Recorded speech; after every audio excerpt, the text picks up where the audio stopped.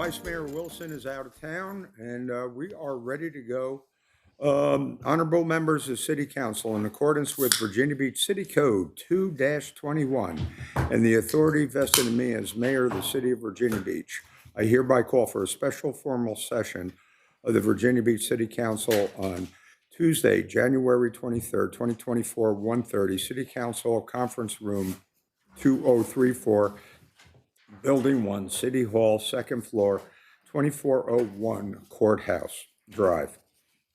The purpose of this special formal session is to allow the City Council to convene into a closed session at the conclusion of the regularly scheduled formal session where the following matters will be considered: legal matters, Atlantic Park project, personnel matters, council appointments, boards, commissions, committees, authorities, agencies, task force, and appointees. And at the conclusion of the closed session, the council will reconvene to an open session for purpose of certifying the close. Sincerely, Bobby Dyer.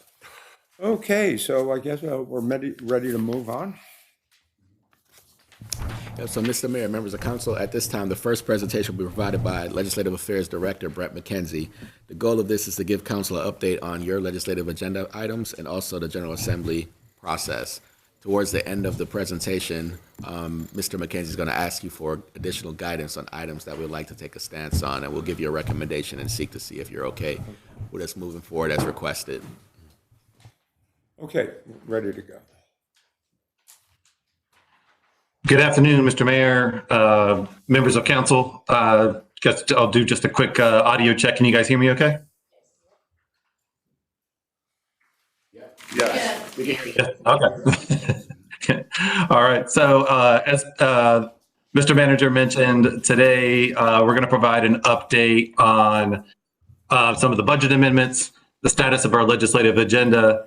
We're going to bring to you some legislation of interest from our Virginia Beach delegation.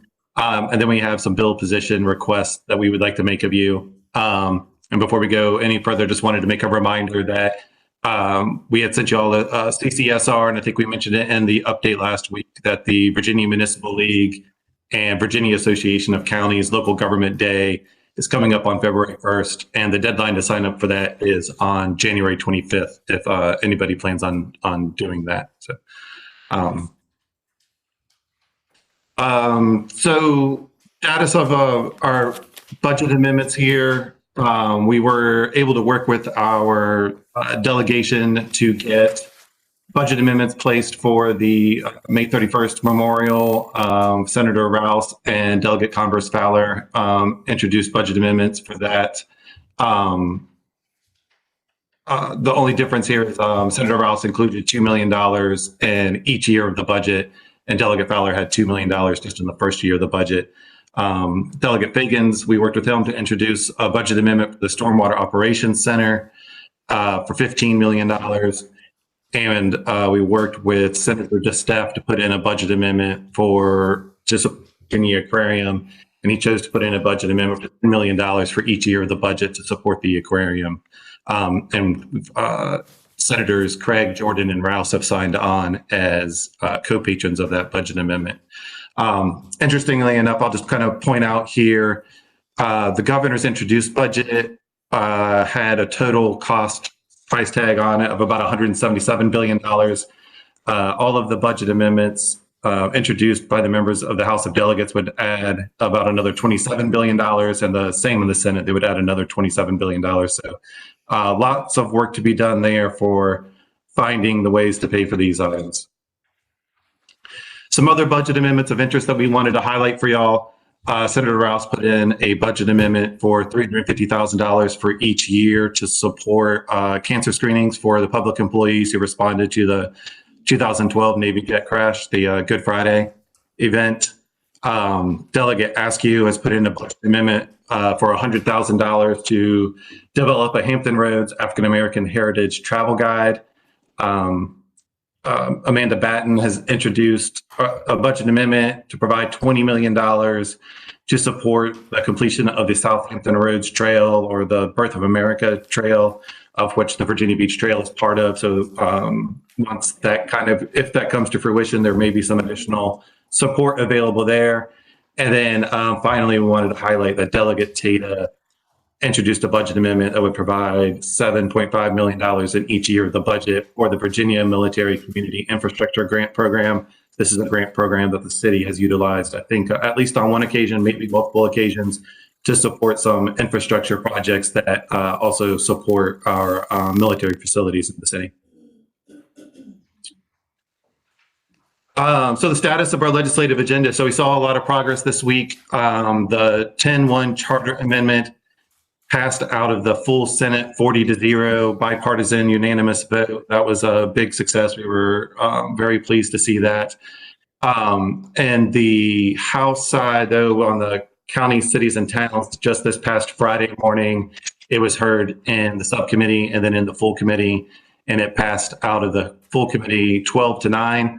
That would be a little bit short of the 2/3 vote that is needed, but it was on the House floor this afternoon for first reading. For folks who aren't familiar with the General Assembly, the General Assembly uses Jefferson's rules for the legislature. Jefferson believed that every bill should be read 3 times, and so a bill kind of progresses day by day through what they call these kind of procedural readings. So today was the bill was on there for the first reading. In the House, they debate bills on second reading, so it should be up for debate tomorrow unless they decide to pass it by for the day, which happens a lot of times for bills that are still being considered and trying to rally the votes for. So we will continue to work on that, but we anticipate there being some debate on the floor on that bill tomorrow, and then the third day would be it would be up for its final passage. The other charter amendment has kind of flown through without much concern for the Board of Equalization. That also passed the Senate 40-0 unanimously and passed out of the County, Cities, Towns Committee unanimously as well. And so that one was on first read again for today and should be progressing through the system. The other legislative agenda items, we had a couple that were heard here. What we had termed the Good Friday First Responders Fund, the General Assembly renamed the Emergency Response Toxic Exposure Grant Fund and Program. That was successful in the General Law Subcommittee. They voted 8-0 to advance that. They sent it over to the Committee on Appropriations because there's a price tag associated with that. It'll be heard there soon. Just this morning, the opioid and fentanyl awareness education piece of legislation passed out of the House Education K-12 Subcommittee, again unanimously, and then was re-referred over to the Rules Committee. The Rules Committee is where a lot of these sort of resolutions that create a special day go for a hearing, and this creates May 9th as a fentanyl awareness day, and so that's why that bill has been re-referred to the Rules Committee. We anticipate that Delegate Tata's bill dealing with the obstruction of right-of-way and commercial activities is going to be heard in committee this Friday, but we haven't seen the docket on that yet, but that's what we've heard. So we're going to keep a close eye on that, and we're talking to legislators this week about that bill in hopes of advancing.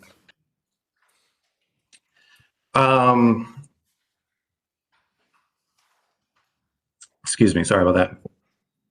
So some legislation of interest from our Virginia Beach delegation. There's a few bills that we just wanted to bring to y'all's attention. The first one are companion bills by Delegate Tata and Senator DeSteph that would provide an ABC license. This is regarding the Dome site project, allowing them to get their ABC license. This is a pretty standard piece of legislation. The legislature refers to this as like a Christmas tree because every year there's 5 or 6 bills of this exact same nature that would allow a facility to get this type of ABC license. It's just some sort of loophole in the ABC licensing that requires legislative approval each year. So they've introduced that bill. and it saw some success in the Senate already. Delegate Knight has introduced a bill, HB 1054. This is surrounding the issue with the signature golf course, and this would allow a locality to require a property owner that was formerly a golf course to have to maintain that property, and would allow the locality to work with the owners to get them to do that work. This is just a tool in the toolbox. It's not something that has to be used, but this is an opportunity here. Delegate Knight also has HB 1053. This would allow localities to work with the Virginia Marine Resource Commission to claim a derelict vessel out in the water, abandoned derelict vessel. Sometimes it's hard to figure out who the owner is, and so this would create a process for the locality to go in, basically claim the derelict vessel and be able to retrieve it and dispose of it.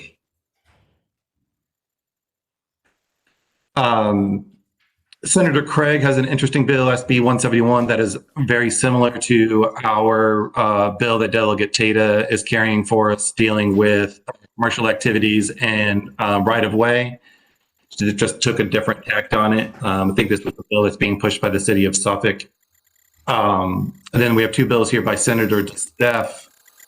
One requires the Marine Resource Commission to basically create like a listserv and notify people who sign up for that listserv whenever there's some activity on a project they're interested in. And then this last one would prohibit the Marine Resource Commission from issuing any permits for oyster cages and the Lynn Haven River. And then finally, I just want to highlight this bill from Delegate Congress Fowler, HB 1386. This legislation would require a locality to have the same rules for their employees and for visitors to their public buildings as it regards to carrying a firearm. So you couldn't tell your employees they can't carry a firearm, but allow citizens to carry firearms into the building. Those two things would have to match up under her legislation. So these last two slides are some legislation that we would like to gauge your interest in supporting. These three bills here are pieces of legislation that our economic development folks have taken a look at and believe would be beneficial to the city. The first one reduces the acreage that would be required for a Virginia Business Ready Program grant. Right now, you have to have 100 contiguous acres. This would just reduce that to 50 contiguous acres. As we know, here in Virginia Beach, it's a lot of like redevelopment, not always new development. And so those contiguous acres are not always available. And so this would be helpful there. Senator Rouse has a really interesting bill, Senate Bill 343, that would allow localities to create military-centered community zones. So this would be a locality could, by ordinance, create a special zone that would work to support different military facilities and economic development in those facilities. So the locality could choose what sort of incentives it wanted to put into this ordinance, but the legislation mentions it could offer like unique benefits like reduced permit fees, reduced user fees. It could offer economic incentive grants, and it could provide some regulatory flexibility. So, and then finally here, their SB 496 would just reduce the local funding match required for a Go Virginia grant, which has obvious benefits here for the locality. And then on this slide, these are three pieces of legislation that we would like to have your permission to support as well. These are three of the bills that we mentioned in a previous slide that our delegation is carrying for us. The ABC legislation from Delegate Tata and Senator DeSteph, and then there's two pieces of legislation from Delegate Knight, one on derelict vessels, and then the one that's dealing with the signature golf course. And then finally, we have one piece of legislation that we would like your authorization to oppose. This legislation would require a locality to allow an accessory dwelling unit, an ADU, basically in any place that's zoned for residents. So this has obvious implications for reducing local authority to handle our own zoning decisions. With that, Mr. Mayor, I'll turn it back over to you for hopefully some guidance on those last 3 slides on authorization to work on those bills, and then I'm obviously here to answer any questions that you may have. Okay, Worth. Thank you, Mayor. Thank you, Mr. McKenzie. I support what you are asking for in those 3 bills, but also on the one bill that you just last talked about on ADUs, there's some other short-term rental bills, STR, I think, namely Senate Bill 544, and maybe some other bills that are related to STRs, usurping localities' ability to control STRs. You're aware of any, like Senate Bill 544, for example? Yes, sir. I think we brought those to you last week for your authorization to lobby against, and so we've had some good conversations around those. The Virginia Municipal League and Virginia Association of Counties has these on their radar as well, and we're all actively working with the General Assembly, the bill patrons, to either hopefully improve those pieces of legislation or get them defeated. Thanks. And just one other follow-up on the 10-1 district charter change bill, with the potential discussion tomorrow on the House floor and the vote on Wednesday. Is there any effort to whip votes to get to the 2/3 threshold to go through the House? Yes, sir. Of course, we are, meeting with all the legislators that we can get to before the vote. We've had some good conversations, but yeah, we're actively working towards that goal to get the 2/3 vote. Both myself and our support from 2 capitals. Okay, anyone else? Josh? Thank you, Mr. Mayor. Brent, thank you very much for the update. I too am supportive of the 3 pieces of the legislation recommended for support under the economic development column, as well as the 3 items, 2 by Delegate Knight and then 1 by Delegate Tata and Senator DeStef. On the abandoned watercraft item specifically, I was interested to kind of become a little bit more educated on this topic recently, and that there's somewhat of a jurisdictional black hole there. So it's nice to see that we may have some options in terms of seeking and obtaining authorization to destroy and dispose of those eyesores in our water. And I'm also really glad to see that we may have some tools with regard to the signature golf course issue. And on the 10-1 charter change, I did watch the committee hearing and the subcommittee hearing, and I would just ask that you make sure that it's crystal clear that the redistricting ordinance was adopted by this council by a 10-1 vote, not a 9-1 vote. So I just wanted to make sure that message was delivered to our state legislators.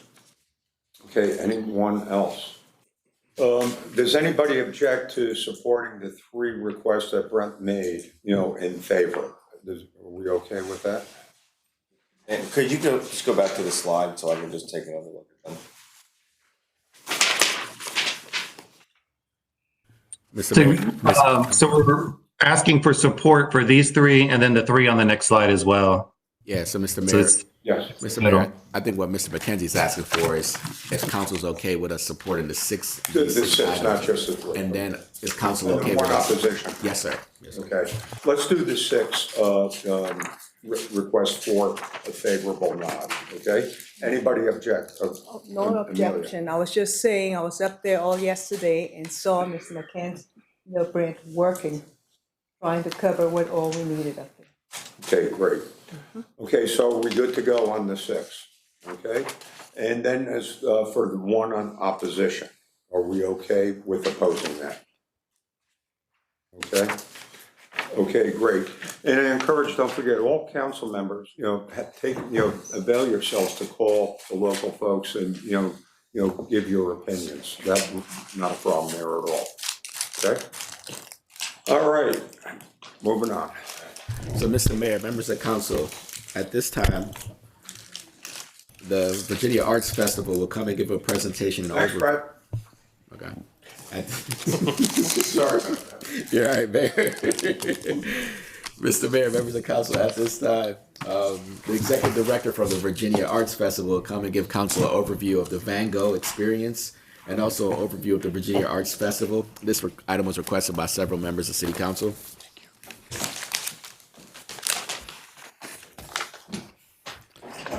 Good afternoon, Mayor Dyer, members of council, and City Manager Tehaney. I want to thank you for giving me this time to give you a kind of an update, an overview of things that are happening in the Virginia Arts Festival world. Since the festival's inception in 1997, we've focused on three key areas. First and foremost is artistic excellence. We want to bring the world's greatest artists to our community and showcase the local art attractions when festival visitors from out of town are here. You have here on the slide is a picture of Wynton Marsalis and Jazz at Lincoln Center from the 2021 festival. I point this out because it's interesting. Wynton was supposed to be here in 2020, and that season was canceled because of the pandemic. And we were able to bring him back in 2021, and we were still under limited attendance because of safety protocols. So we had a sold-out performance that was supposed to happen in 2020, and Wynton was gracious enough to do 2 performances with no additional fee so that everyone that had bought a ticket could attend that performance. And it was, if any of you were there, it was a really remarkable afternoon and evening because it was one of the first performances Jazz at Lincoln Center had done coming out of COVID, and Wynton just said some really amazing things about the power of the arts and education for our community.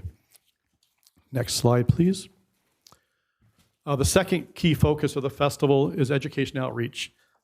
Growing up here in Virginia Beach, I was lucky enough to attend Virginia Beach Public Schools, grade 1 through 12, graduating from Kinsville High School before I attended the New England Conservatory as a music major.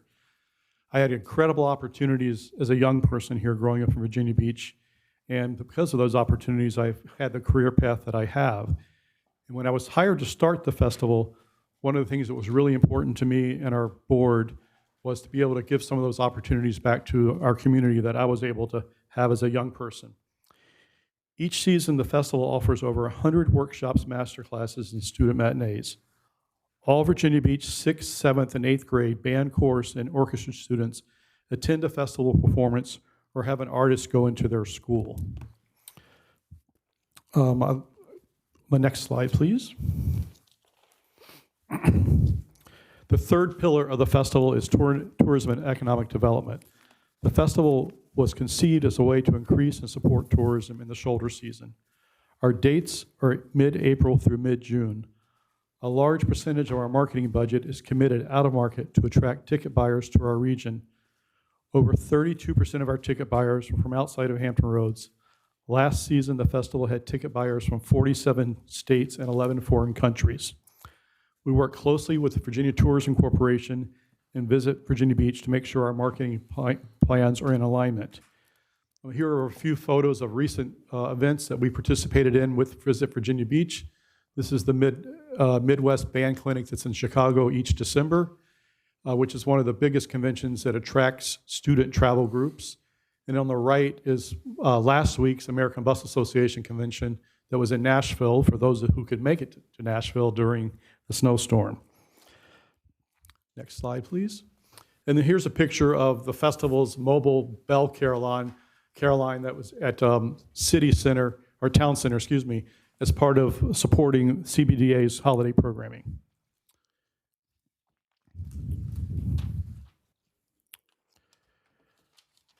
I'd like to review quickly our 2023 season. We had an incredibly successful run of Illusionist Table. It was a very intimate show. The maximum capacity was 22 ticket buyers. We did 8 sold-out performances at the Cavalier. Next slide, please. Ballet Hispanico was at the Sandler Center. They are the world's foremost traditional Hispanic dance company. They were here for 3 days doing workshops and master classes, and then a public performance at the Sandler Center. Next slide. Olga Kern is the festival's director of chamber music. She did a recital in Sandler Center last year. Olga is the Van Cliburn Gold Medalist. All of our classical music concerts are recorded for NPR's Performance Today, which reaches 1.2 million listeners each week. So whenever one of our performances is broadcast, they're talking about this performance is brought to you from the Sandler Center, from the Virginia Arts Festival. So it's a great way to reinforce our community as a thriving arts destination. Next slide, thank you. This is the Mark Morris Dance Group. They were here, we were co-commissioners with the Kennedy Center and the Brooklyn Academy of Music of a new production, which was all based on the music of Burt Bacharach. Next slide. And then, thank you. And this is some of our education outreach from last year. Charlotte Blake Austin is just an amazing storyteller. We have her every season. She's so popular. She was here during Black History Month. And then this is one of the good things that came out of the pandemic. These very creative young artists created this thing called the concert truck, and it is exactly what it says. It's a box truck that travels. You pull the two sides up, and in the truck is a concert grand piano, and they do recitals. When we were trying to come back from the pandemic, we brought them in for a week, bringing them throughout the community, doing concerts, and it was so successful that we brought them back again last year. This is a concert at Kinsville Elementary School, which was near and dear to my heart since I went to school there. Next slide. I mentioned Mark Morris Dance Group earlier. This is them at Salem High School working with dance students, doing a master class. And then here's Quintino Latino, which is a Hispanic woodwind quintet working with woodwind students from Princess Anne High School. And here is the Latvian Central Band. They're at Tallwood High School doing a side-by-side rehearsal. It's this incredible experience for young people to get to work with a professional musician playing their instrument in a working rehearsal. And then finally, the Rhythm Project, which is our year-round, one of our year-round educational initiatives. We have about 250 students in this program. It's a program to teach young people leadership skills. The vehicle is steel pans and African hand drumming. The 3 Virginia Beach schools that participate are Kinsville Middle School, Old Donation, and Salem High School. So we're actually in the school during the day as part of the curriculum. And then the students that are really interested in continuing when they get out of elementary or middle school can join the Rhythm Project All-Stars. About every 3 or 4 years, we take the All-Stars to Trinidad. It's the largest pan event in the world. It's coming up in about 2 weeks. So we'll bring about 30 students to Panorama, and these are the students from Virginia Beach that will be attending from these schools. We have 9 Virginia Beach students as part of the All-Stars taking this trip. And then finally, although this fell into this fiscal year, this is a new project we did this past summer. We're always looking for ways to bring new product to the area. Obviously, the Virginia Beach Convention Center had the capacity during the summer, so we brought Van Gogh working with the Convention Center here for July 6th to September 10th. We actually ended up extending it a week because of ticket sale demand. We had a total attendance of 57,000 people, and we had ticket buyers from all 50 states plus DC and Canada. So obviously this is a great way to have some things for people to do if the weather's not cooperating that day. And obviously it brings in additional admission tax and the use of the convention center when it's time when it has the capacity. We also worked with some community partners with the police department, did some programs, the second precincts, where they were bringing in some of the young people that they were working with during the summer for school activities. We are getting ready, as we speak, our brochure is at the printer for our 2024 season. I'm going to talk about the tattoo first. Even though this event happens in Norfolk, it's really important for Virginia Beach also because a large majority of our ticket buyers stay in Virginia Beach at the oceanfront hotels. The tattoo was named the #1 event by the North American Bus Association. And it's one of our obviously largest events. We get ticket buyers from really all over the world for this. And it's an important partnership with Virginia Beach Public Schools and the local military community. PanFest, we do this in partnership with the city and beach events. This is a 3-day Pan Festival on the oceanfront, kind of in the shoulder season. Last year, we had steel bands from 18 steel bands visiting from 9 states. The schools from Virginia Beach that will be participating this year in the competition are Kinsville Middle School, Old Donation, and Salem High School. Next slide. We're very excited about having Martha Graham. It's one of the world's great dance companies. They're celebrating their 100th anniversary. It's the oldest dance company in America. And it's also the 80th anniversary of one of their signature pieces called Appalachian Spring. Many of you would recognize the music. It was by Aaron Copland. It's this iconic score, and it's a really, really beautiful piece. Again, the company will be in residence here for 3 days, doing workshops, master classes, a student matinee, and a public show. Been on our chamber music series this year. We're happy to welcome Wu Han and David Finkel. They are the co-artistic directors of the Chamber Music Society at Lincoln Center, and they'll be playing with Olga Kern, our director of chamber music. And that concert will be recorded for national broadcast and performance today. And then on February 8th, this is a little bit of a sneak peek, we'll be announcing Ben Folds will be with us at the Sandler Center. And this is kind of a coup for the festival. Samara Joy last year won the Best New Artist Grammy Award. In addition, she won the Jazz Artist of the Year, which is a big, big deal for a young artist. And she also has a nomination for Grammy Award for this year for the upcoming Grammy Awards, which are next week. I'm happy to say this concert's almost sold out. It's at the Sandler Center. And then next, this is Chris Thiele. This was a concert that was supposed to happen last year, and Chris got sick. So we co-commissioned a new concerto for Chris. He's considered the world's foremost mandolin player. Our co-commissioning organizations are Carnegie Hall, Los Angeles Philharmonic, the Boston Symphony, and the Kennedy Center. And Chris will be here with us the whole week, rehearsing the pieces, and we'll do 3 performances. So that's a very, very quick overview, kind of where we are in the world. I'm happy to say that we're in conversation with the Convention Center. We're trying to bring back another major project this year in that July-August period for a 2-month run, and hopefully we'll wrap that up in the next couple of weeks and be able to announce it in March or April. I want to recognize a few of the folks on my staff, Diana Starkey, who's our Director of Marketing and PR, who lives about 4 blocks from here, and Samantha Savitar, who's helped me run the slides. So she's an alumni of the Rhythm Project, Virginia Beach Public School graduate, and now she started as an intern with the festival, and now she's our coordinator of marketing and PR. So thank you for your help. I'm happy to answer any questions if I can, and if I don't know the answers, I'll get them back to the staff later. But I want to thank the City of Virginia Beach for their continued support of the festival. You've been with us since the very beginning in 1997, and we couldn't do it without our partnership. Thank you, Mayor. Well, welcome, Mr. Cross. We're really glad you're here, and I thank you for the presentation. You mentioned that the beginning of the festival was 1997. Is that when you also started with the festival? I was hired in the fall of '95 to start the festival. We had about 18 months to put the first festival together, so I've been there since the inception. Well, it's a reason I asked is because, as many of you may know, Mr. Cross was recently recognized by the Civic Leadership Institute with a Lifetime Achievement Award for his contributions to our region through the Virginia Arts Festival and elsewhere.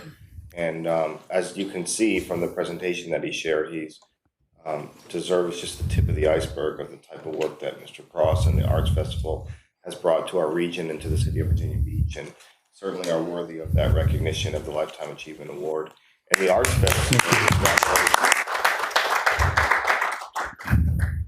Festival has a incredibly positive impact on our community, both for our cultural life and enjoyment, the economic development, and also in our educational system. I learned some things in your program specifically about the Rhythm Project that I wasn't familiar with, and I'm just so pleased to see the growth and the impact that you have throughout Hampton Roads and specifically in Virginia Beach. We did recognize arts and culture as one of our top strategic priorities for this council and for this city, and I think the Arts Festival has a major place in helping us to achieve those goals. So I really just want to thank you for all the incredible work that you've done. And just wonder if you could tell us a little bit more about the Van Gogh experience and kind of what role that plays in the resort and how it went this year and what you're expecting next year and into the future. Well, it's another thing. It was kind of an outgrowth of the pandemic when we were not allowed to gather in large groups, and we were looking for ways to bring arts to the community. We did a Michelangelo exhibit actually at MacArthur Center, and it was social distancing, timed entry, and it was we just took a leap of faith because we just really wanted to be out there in front of our ticket buyers and our supporters. And it was a huge success for us. We sold out the entire, I think it was a 2-week run of the event. And since that time, we were looking for other things that we thought would fill that niche. So we've been talking to other companies that produce this kind of work. There's 2 or 3 in the world that kind of have the major shows. And at the same time, one of them were looking at our market because they'd seen the success we had had with Michelangelo. So luckily, we kind of collided. Really with the help of the Virginia Beach Convention Center. So we were able to negotiate a partnership that brought that to the community, and it was very successful.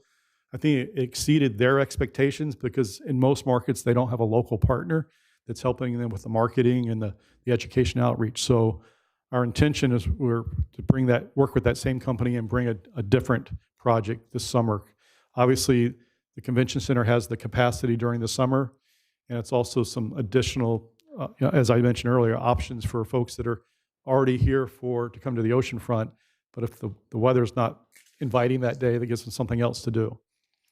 And obviously, it brings in, we did 57,000, ticket buyers, so that brought in quite a bit of admission tax to the city of Virginia Beach, kind of during the festival's downtime. And if I could add to that, it helped to fill some space at the convention center, which is useful to us.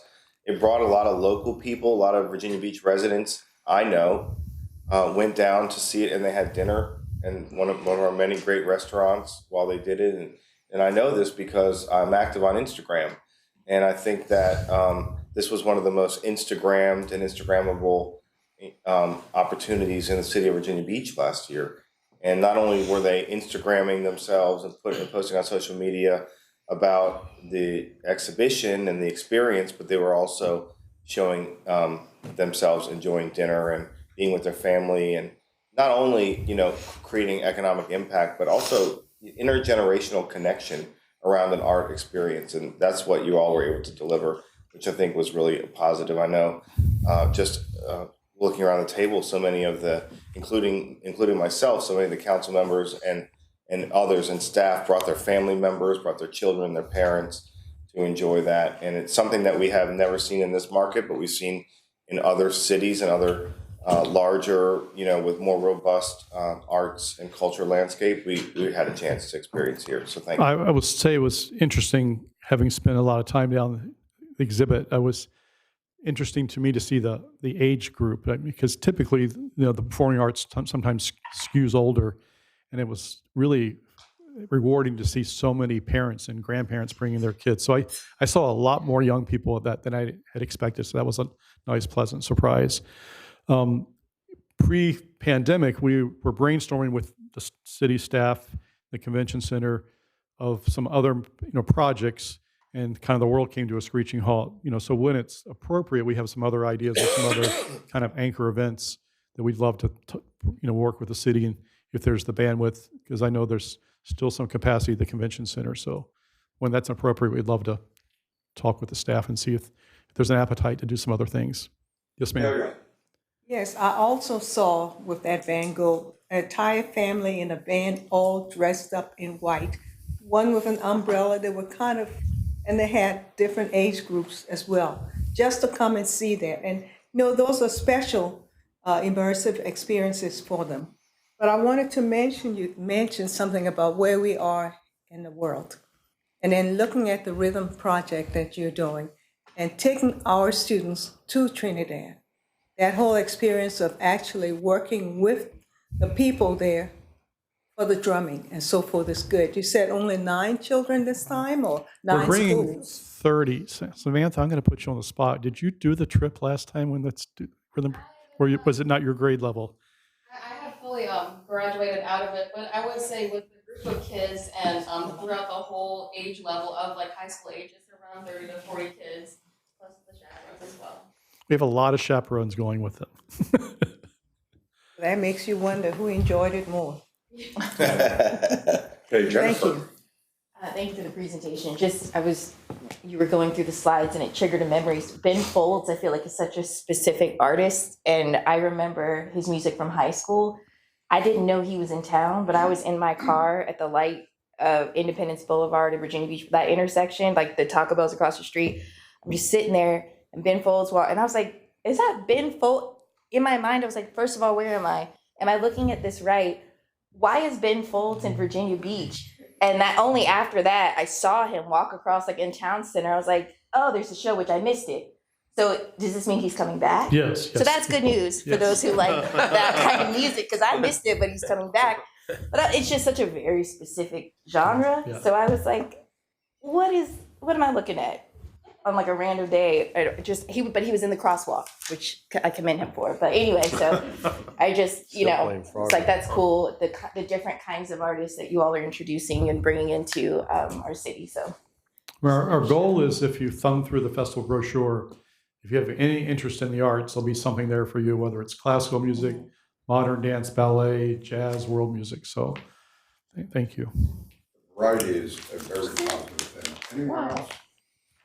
Okay, thank you for bringing Thank you, sir. us back Thank you, into Mayor. our city. Thank you.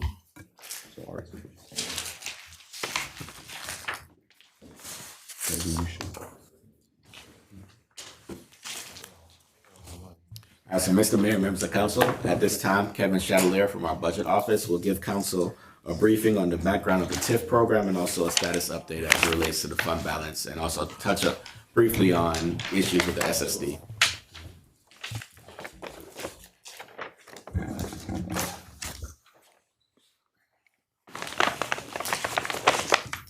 Hey, welcome. Good afternoon, Mayor, Vice Mayor, or I'm sorry, Vice Mayor's here, just realized that. Members of council, I apologize. Been too focused on my presentation, I suppose. So at the request of City Council, this was put on today's agenda to cover the Town Center TIF and the Town Center SSD. So the TIF is the Town Center Tax Increment Financing District, and the Town Center SSD is the Special Service District Fund. So it's really hard to talk about one without talking about the other, as they really both service the town center core of the city. So the technical name for the Town Center TIF is the Central Business District South Tax Increment Financing District. However, most people just typically refer to it as the Town Center TIF. And then obviously the Town Center SSD Fund is the Special Service District Fund. So both are similar in that they both service the town center region of the city. Both of the funds, they're two distinct funds, and both of their primary revenue sources are from real estate taxes. However, they're both unique and different in their utilization and operations. So looking at a deeper dive into the Town Center TIF, it was originally established by City Council in 1999. The establishing ordinance established this district and this boundary in the tax increment financing plan for the improvements within the district or the construction of the purchase of public infrastructure. Primarily to date, historically, it's been utilized for the issuance of city bonds or covered the debt service related with those bonds for the purchase and construction of parking within town center and other public infrastructure improvements. So a little bit how the calculation works. Back in 1999, the assessment base for that geographical boundary was established at $151.9 million. Today in FY24, that assessment's just under $1.2 billion. So it's that cumulative incremental growth between the assessment base and the assessment now that gets lockboxed and utilized for the town center TIF. So this slide here reflects the geographical boundary I previously noted. In FY24, this boundary, the assessment value is about $1.2 billion. Sometimes it can help just to work through the calculation to help understand, because whenever someone's talking about assessments, taxes generated. So the purpose of this slide is just to do that. So if you look at the FY24 assessment, the actual number is $1,177,000,000. Whenever you back out the assessment base of the base year 1999 of $151,894,000, it's that incremental difference, that $1,025,000,000 that gets lockboxed.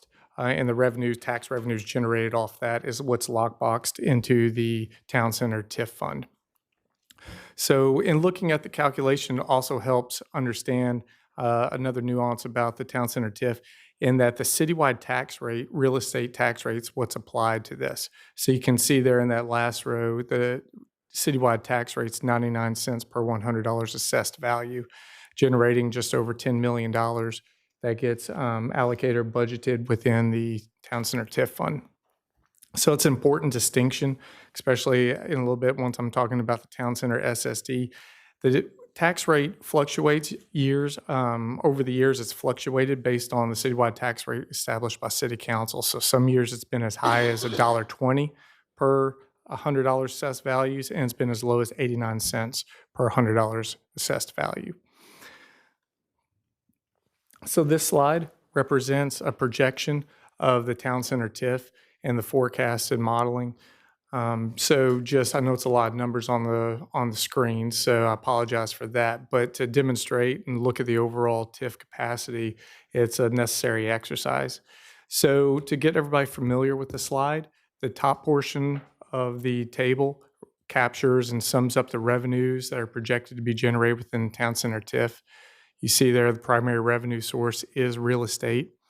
There's a hotel tax dedication within this fund that the TIF fund receives an annual amount of $500,000, and that was per an agreement of one of the previous phases of the Town Center development. It's set to sunset around FY26. And looking at the bottom part of it, you can see the expenses. So there's a transfer out annually that occurs from the TIF fund to the CIP for a beautification project that benefits the Town Center district. There's a development agreement in the second line of the expenses, and I wanted to gross this up for the purpose of this display to show all the current obligations of the Town Center TIF. So per a previous agreement by prior council that just recently came on board as of last year for the purchase and construction of parking, an incentive was put into place for the development of the parking within the Town Center district, and that's handled through a rebate of annual taxes. So the anticipated extent of that's about 10 to 12 years before that matures and that contractual obligation is met. But so for the purpose of this, I reflected that projection out as an expense within the fund. Then the bottom row there, the existing debt service. And so this is one where I'm going to ask everybody's eyes to kind of follow left to right across the table. So you can see in FY23, the annual debt service payment was about $8.1 million within the Town Center TIF. And then as of the adopted budget in the current year, that's been reduced to just under $5 million. And then following that over the projected years, you can see that it declines. So what's occurring there, like several of the other citywide funds where dedications were put in place to cover bonds that were issued 20 plus years ago, we're seeing the retirement of that debt.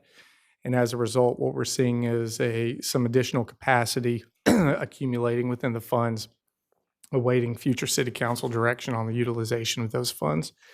And for the purpose of the TIF, you can see that there at the bottom line, the fund balance, cumulative balance is anticipated to continue to grow.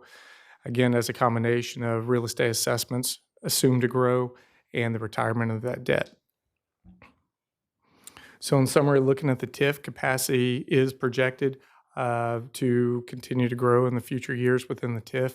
That ranges from $4 to $10 million annually. So what that does is provides an opportunity for City Council to either, if they opt to make additional investments within in public infrastructure within the boundary, City Council could certainly do that through an appropriation of funds. Or if the desire is to look to utilize the funds outside of the boundary, City Council could declare a surplus and utilize the funds outside of the boundary Past practice for this and precedent for this is the annual occurrence that happened as part of the CIP process with the Sandbridge TIF. Whenever all obligations were met, an annual review would happen, and if a surplus was identified, it could be declared and utilized to cover general government CIP services. Quickly covering the Town Center SSD or Special Service District, as we had previously provided City Council a briefing on this. You can really think of the distinction between the TIF and the SSD as the TIF being the bill payer for the construction and the improvements, and the SSD, the Special Service District, being for the maintenance of those improvements. The Town Center SSD was established in 2002. The original rate established for the SSD was 57 cents per $100 assessed value. A distinction, again, between the Town Center TIF, which is the city-wide rate is applied to, and the SSD, this is a surcharge. So what this is a tax rate above and beyond the citywide rate. So over time, that was reduced from 2003. And last time it was reduced down was in FY 0809 down to 45 cents.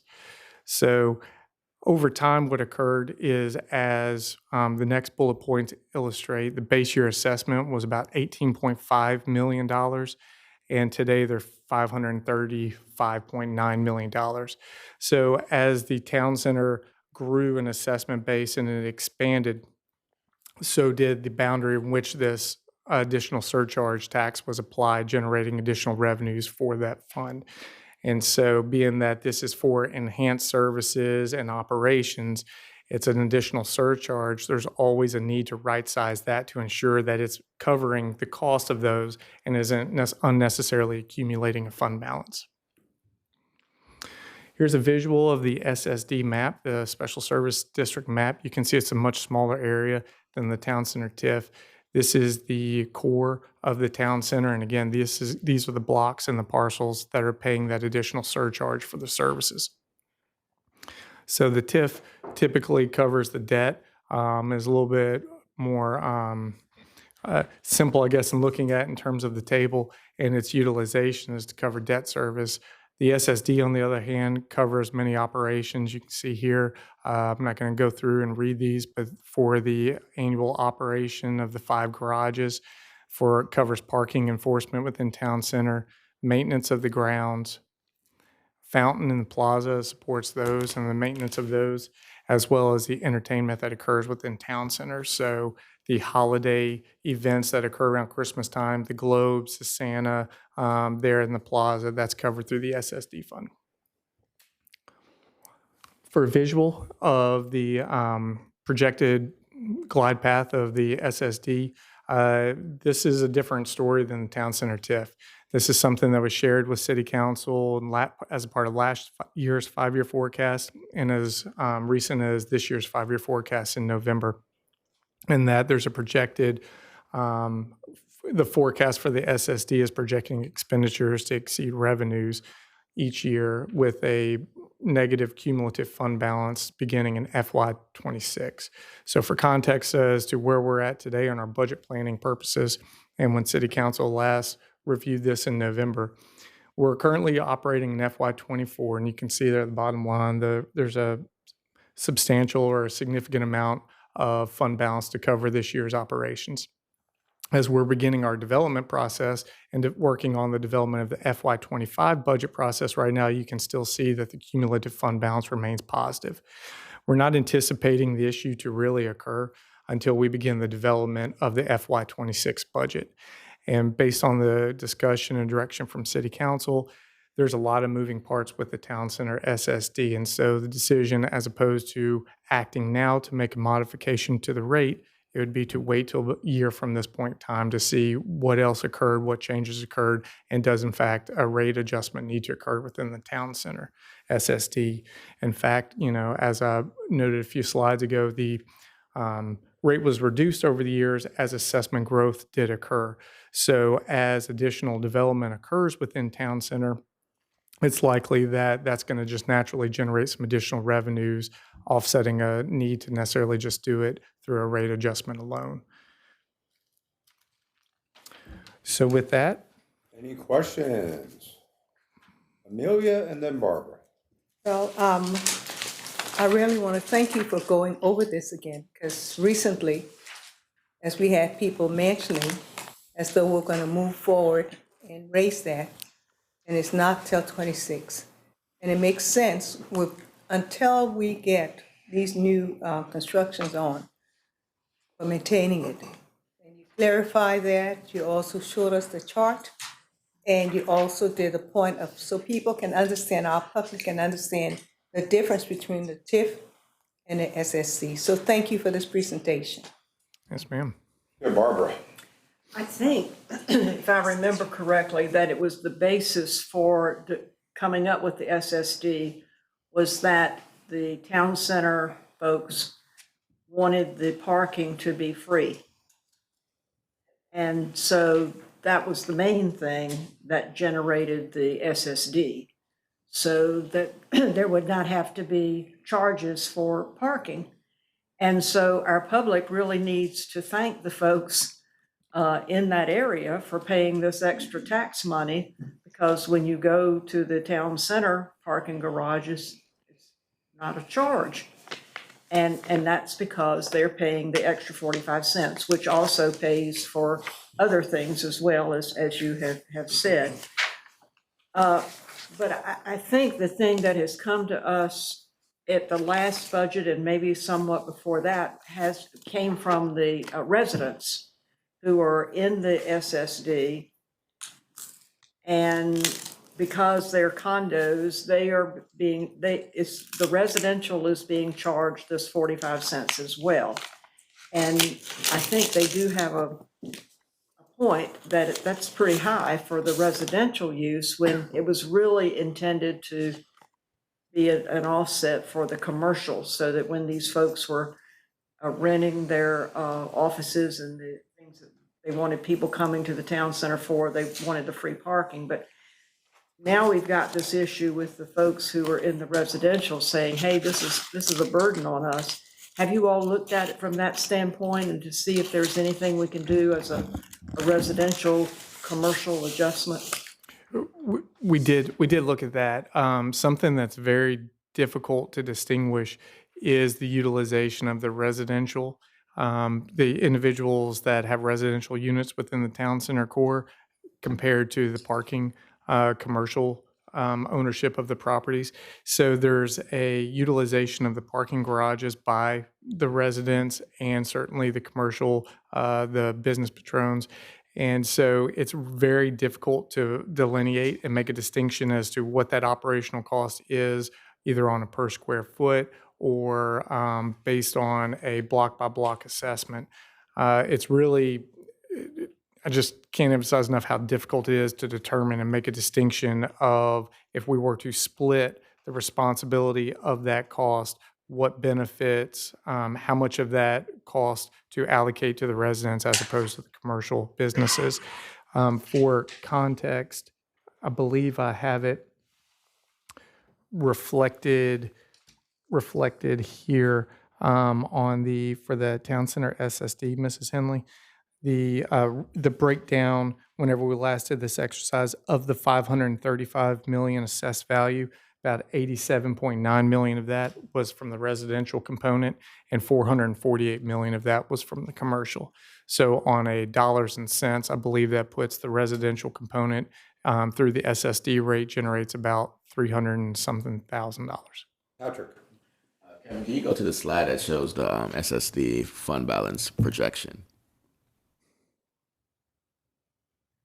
I think Kevin mentioned it as part of the presentation, but the next budget, I think it's the next one, Kevin, council's gonna have to have a honest conversation, and we're gonna have to make a decision, right?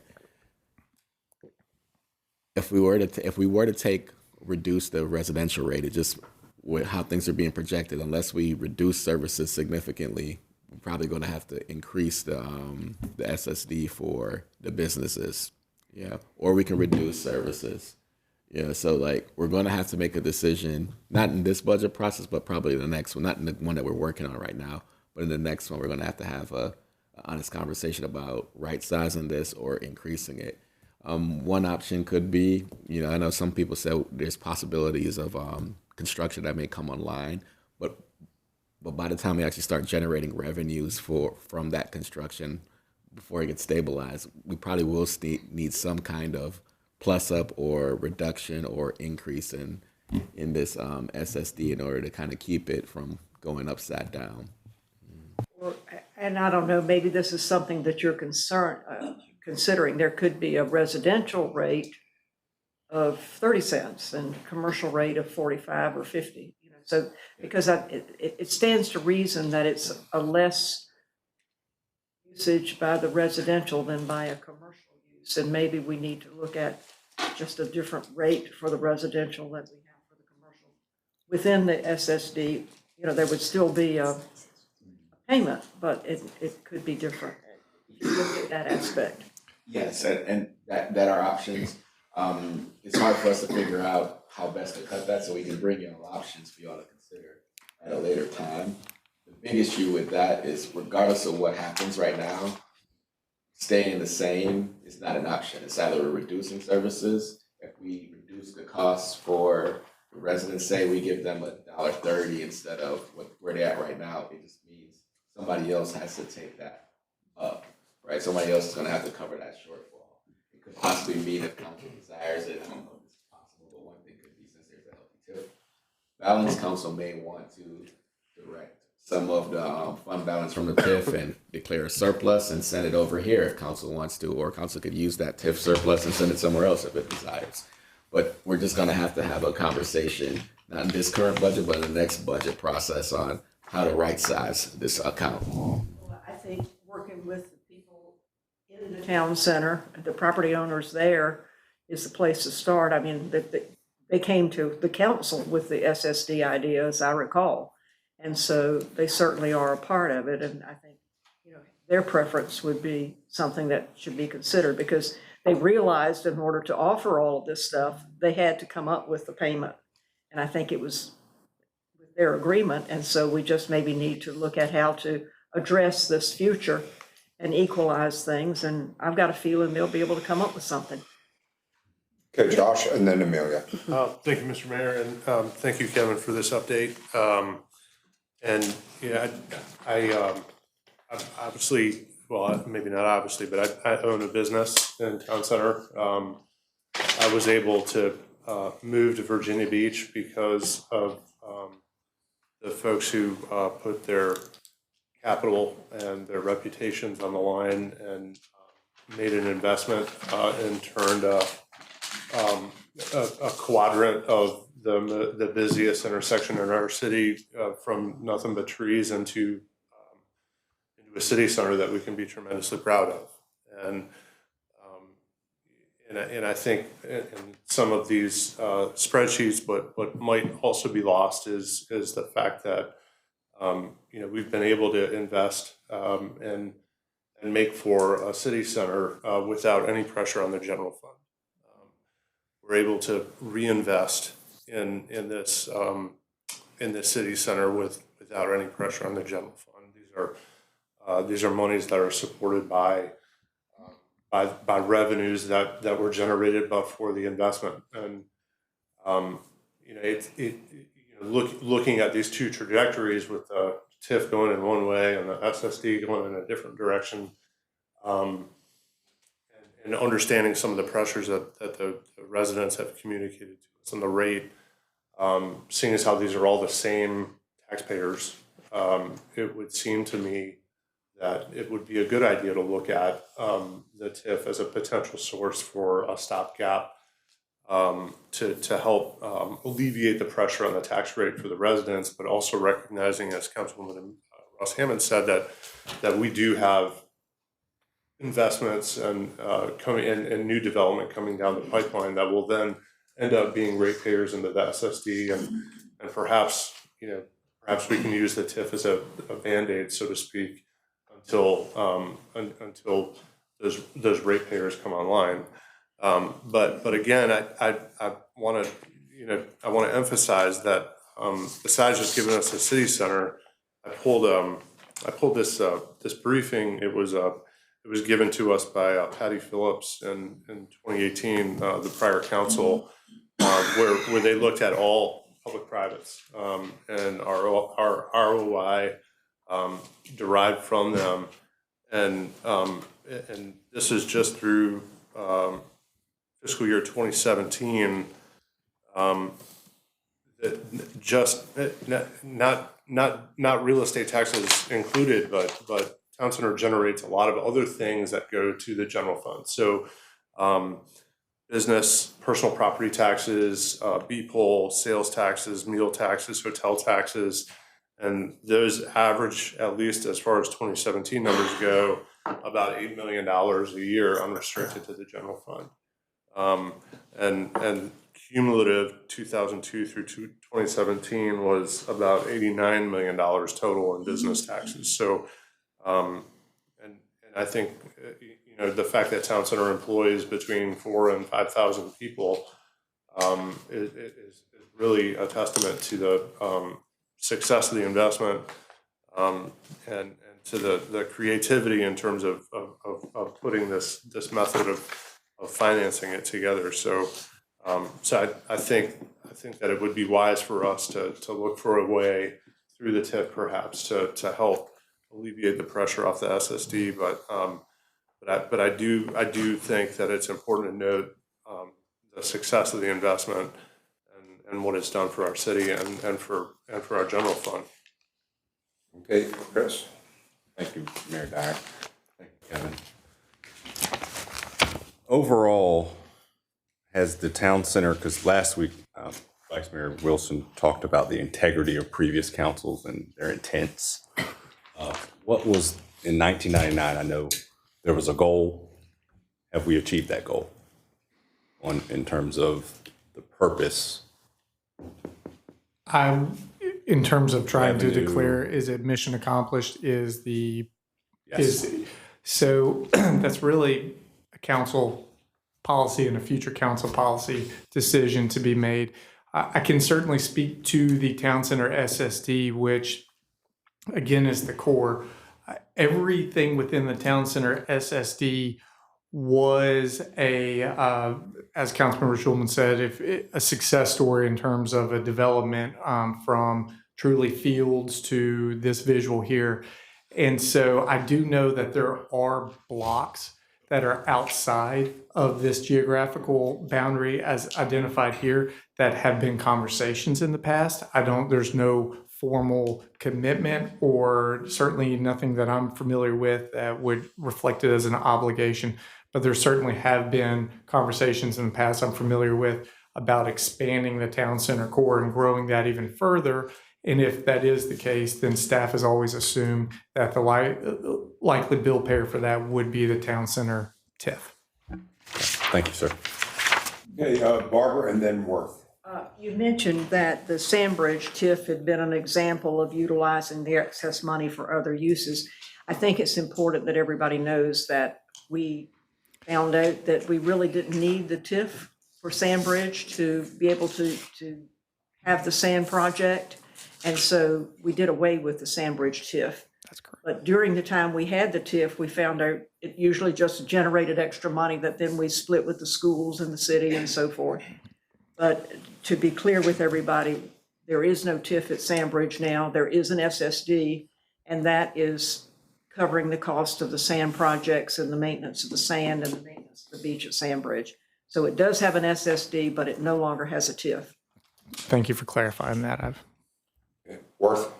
Thank you, Mayor. Thank you, Mr. Chatelain, for the presentation. And just a quick observation for now, what is 39 years in the business of commercial real estate, not in this business of town center, but for decades, we watched and heard Mr. Gerald DeVaris from DeVaris Real Estate talk about promoting what was his vision of downtown Virginia Beach, which is now town center, which has exceeded, in my opinion, my expectations for this area. And I still think it's getting started, because it does have an effect on other areas around town center. And I compliment Mr. DeVaris and also teaming with Armada Hoffler with investing, I think it's at $500 million or more in this project. That being said, it's my understanding that the Special Services District really is to elevate the services to make this above what we would as a city provide an area, a commercial area like streetscapes, like keeping the property management and the look and the appeal of town center. Can you go through some of the high-level expenses? It's not just the parking decks management and maintenance, it's streetscapes, right? So it's all of that. And so some of the more recent notable plus-ups that I can recall within the last several years have been the city utilizes a contract for block-by-block services covered by the tip fund at the resort area. So recently, within the last couple of years, that was expanded to the town center. So that's an example of a enhanced street cleaning. You'll see staff out there often with uniforms on where they're sweeping, cleaning up. So there's certainly an enhanced level of services that are provided there. They're not provided elsewhere in the city, and that's covered through the SSD.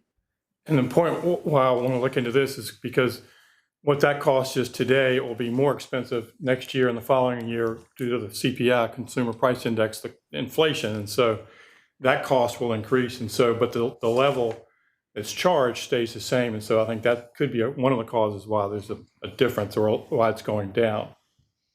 So I think we ought to consider that. And I do think perhaps there might be a difference between residential and commercial, the usage. So we ought to look at that difference on the rate.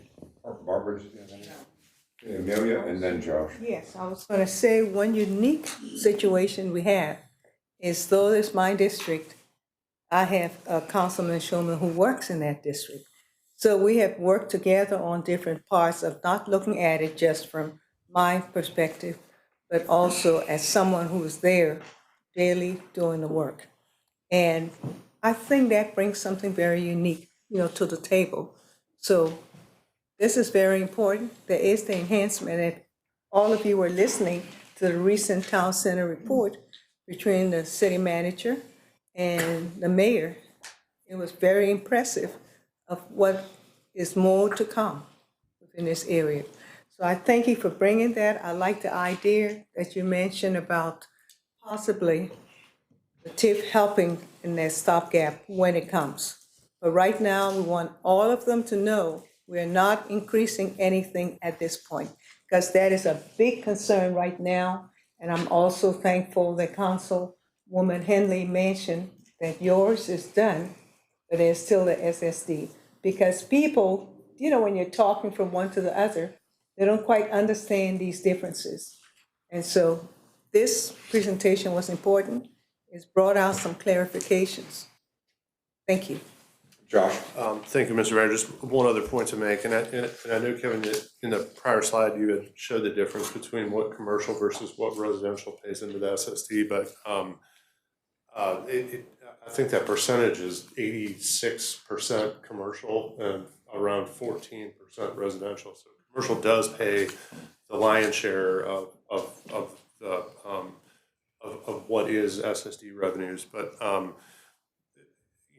and another point to make is that when we talk about residential, residents in town center, you've got condo unit owners, but you also have a lot of people in apartments, and those apartments are taxed at the commercial rate, or they're considered commercial. So if we're separating residential versus commercial, I think we really need to be mindful of, or if we're even talking about doing something like that, we got to be mindful of all the people that live there, not just the unit owners, so to speak. And then just another point to make is that the TIF district is different than the SSE boundary. So the TIF district goes from, I think, Aragona Boulevard all the way, there you go, along Virginia Beach Boulevard all the way down to include the Best Buy, and so there's a bigger, broader area than just the core, this town center core. So especially as we look to the improvement and expansion of Cleveland Street, going west to Wichita, and some of the redevelopment opportunities that may exist there, I think that to Councilman Remrick's point, I don't think that the story is nowhere near done here, that we've got a lot of opportunity as we expand westward and in other places.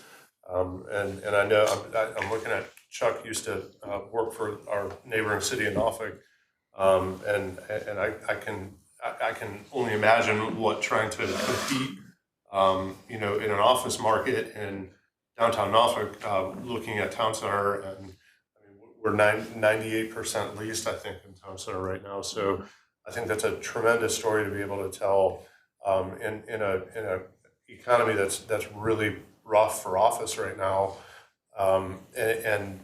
This presentation from 2018, the story that it told, I think I would only imagine that it's gotten better over these last 7 years, 6 years or so of historic inflation and an increase in real estate assessments. So I would love to see if we're going to evaluate this. I would love to see an update with what bring us current from 2018 to now on what town center has actually done and is doing for our city. Okay, anybody else at this point? Hey, Kevin, thank you once again for your excellence in what you do and your department. Thank you. Okay, moving on. All right, Mr. Mayor, members of council, at this time, Interim Director Chuck Rigney is give council an update on various town center infrastructure needs and challenges as the infrastructure ages and becomes about 20 years old. Welcome, Chuck. Thank you, Mr. Mayor, members of council. I think this conversation that we just had is really relevant to the discussion we're about to have here. And I would also point out that this is a slight difference in terms of the presentation today than perhaps what we were talking about just a few days ago. And I think in light of those requirements, in particular relative to the situation with the SSD and reflective of our partnership, strong partnership with Armada Hoffler, there's a little bit of a change in the way that we'd like to approach this. Our applicant is Town Center Associates LLC, Armada Hoffler, and we just wanted to note that Devaris is the leasing and management agent here in Town Center, so we just wanted to make a note of that. They are not part of that Town Center Associates LLC, but we just felt it was safer to go ahead and disclose that as well. So clearly, as we've been talking about, the issue is Town Center at 20 is starting to show signs of the need for reinvestments and perhaps taking a look at what the future might be and how we can continue to keep it as the powerhouse that it is here in the region. And our friends at Armada Hoffler had some suggestions with a list that doesn't necessarily deviate from kind of the discussion we just had relative to how they see some things that are coming up that we should be thinking about and considering as we move forward. So they developed a list of priority items that they wanted to talk to us about and to see whether or not, as we had over these long 20 years, partnered with them. And this list is priority as it relates to some of the things that they're dealing with right now. At the top there, you do see the escalator that's going up to the Ruth Chris. It breaks down a lot at 20 years of age and being exposed to the elements. You might expect that. But some of these other things that are in addition to the immediate priority that they have relative to their escalator, some of the other suggestions they might have that as we look at how we allocate funds for the continuing success of Town Center that we take a look at. Some of them, for example, have things that we really do believe could be a higher benefit for our citizens that come to enjoy Town Center. For example, there is a cost in here for some softening of the plaza where during the summer months, as we know, it gets pretty hot out there, and the white stone itself and reflective of that heat may be something we want to take a look at. So they've developed this list of items that they want to make sure that are on our radar screens as well, and to continue to have a discussion with them on how we all might partner together in terms of trying to realize as many of these things as possible. So as we look at over the next few months, what we believe to be items that would require or might require or would want to assist with, we can take a look at that at a future point. And to that end, one of the things, this is again the escalator situation there. As we know, back in the day, just some historical context, back in 2004, there was a contribution of monies by the city to put the escalator there. And since that time, Armada Hoffler has been maintaining it. But clearly, as we all know, that anybody that visits often knows that that escalator is out pretty frequently nowadays. What we'd like to do, and what our friends at Armada Hoffler are requesting, is that we continue to review and study those items on that list to include as we try to determine how we both address issues that are coming up at 20 years of age and those things that might position us again to remain the power center in the region that we are. I know, Councilman Schulman, as you mentioned, in terms of my prior experience in Norfolk, we also had challenges like this on Granby Street, where one of the big takeaways and things that the city and the Downtown Norfolk Council decided and elected to do was put arch lights over Granby Street, reflective of both the heritage that once existed down there and the fact that the additional lighting and the cool factor that brought with it was something that was appealing enough so that the Downtown Norfolk Council was able to raise those funds, not insignificant, to bring that there and to continue to make Granby Street a place to visit as well. So very similar. So again, the request is to continue to conduct a review of these items that are on this list and fold it into the discussions we're having relative to the SSD, and then come back in and talk about it again at a future point. And if there was a desire, clearly this would be one of the approaches that we could take. But again, this is for determining at another date. So we would have to appropriate or approve an ordinance for it, and then maybe direct payments out through the VBDA through a cost-sharing agreement. And with that, I'll be glad to take any questions. Any questions, Chris? Thank you, Mayor Dyer. Chuck. Mayor Dyer, do we have, I know Councilwoman Dr. Ross Hammond, this is her district, and Councilman Schulman works in the area. It does abut to District 8.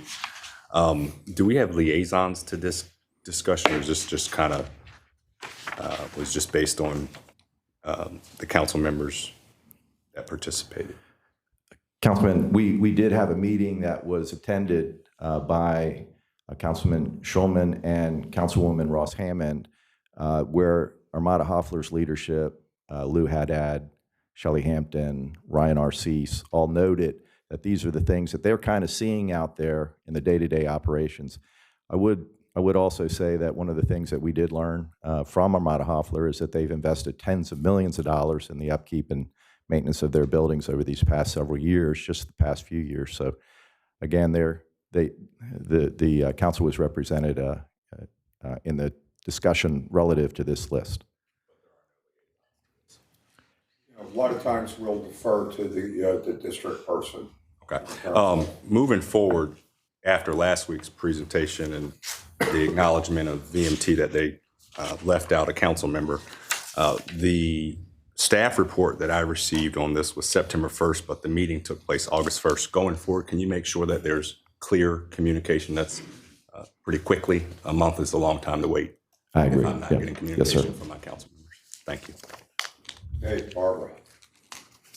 I think this listing of the future infrastructure maintenance needs is something that maybe we should ask some of our other areas to provide too. It helps to know what they see as things to come. They have to know this far better than any of us or staff could know.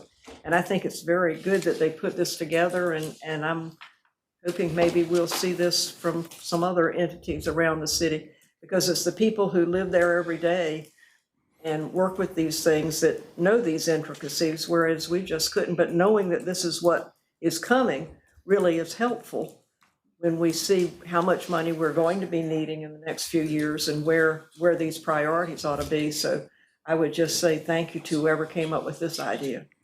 Well, I give credit to our friends at Armada Hoffler for that. Okay, Josh. Mr. Mayor, thank you, and thank you, Mr. Rigney. And just to lend some clarity, when Councilman Ross Hammond and I initially sat down with Armada Hoffler, they delivered to us a set of asks, basically, or at least desires, and it was our communication back to them to prioritize them and to let us know which were urgent, which were important, and which could wait. And so that's what this was. And the other thing I think we probably need to do is look at some of these things with the eye toward who the most benefit for the most people. I think, for example, an escalator, delivering patrons to one business might be something that we could look and say, well, some of these other things would benefit quite a lot of people, like the mural or a mural or lighting or signage and things of that nature. So my understanding is there's a hire that economic development is going to make in terms of some sort of ombudsman or representative from economic development to kind of liaise with these types of issues. Yes, Councilman, and that's actually going to be with Kathy Warren's team, but we're currently in the process of final interviews probably for that position. Kathy, I don't know whether we have anything current, but that will go a long way to act as a person that is on the ground every day dealing with the 20 years now of town centers, aches and pains, and questions from both our residents and our commercial folks there. Well, I think this would be a great first project for whomever that person is, and I know the Central Business District Association and the various stakeholders in town center would be certainly amenable to having this kind of a discussion. So, thank you very much. Work. Thank you, Mr. Mayor, and thank you, Mr. Rigney, for the presentation. Just real quickly, I'm on board for us reviewing this list as well, but I do take issue with what I consider a base building improvement or maintenance, and that's the escalator to service one business. It's like a roof or an elevator or a stairway, and the developers can call me and we can discuss it, but that's not common area management or common area interest.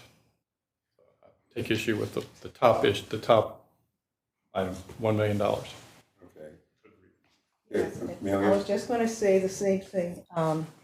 Councilman Shulman mentioned the same as you have, Councilman Remick, about that one big item, taking a look at it. So we're in agreement with you on that.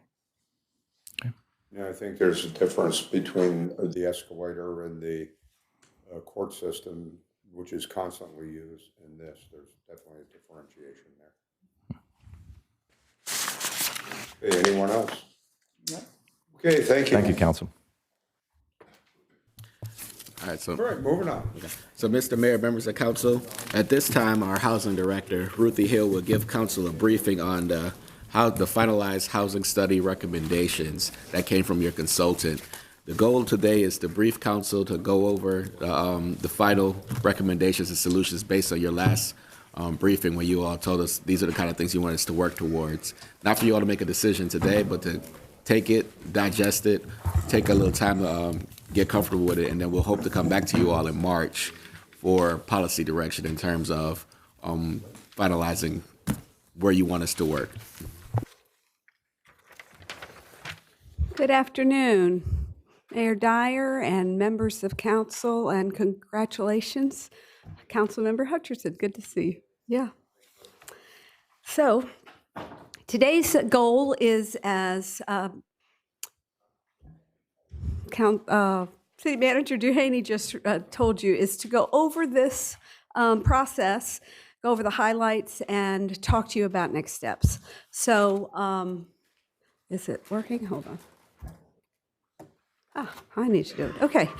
Just wanted to remind you that the Virginia Center for Housing Research, under Mel Jones' leadership, and Housing Forward Virginia under Jonathan Knopp, they were the consultants that came in and did this work for us.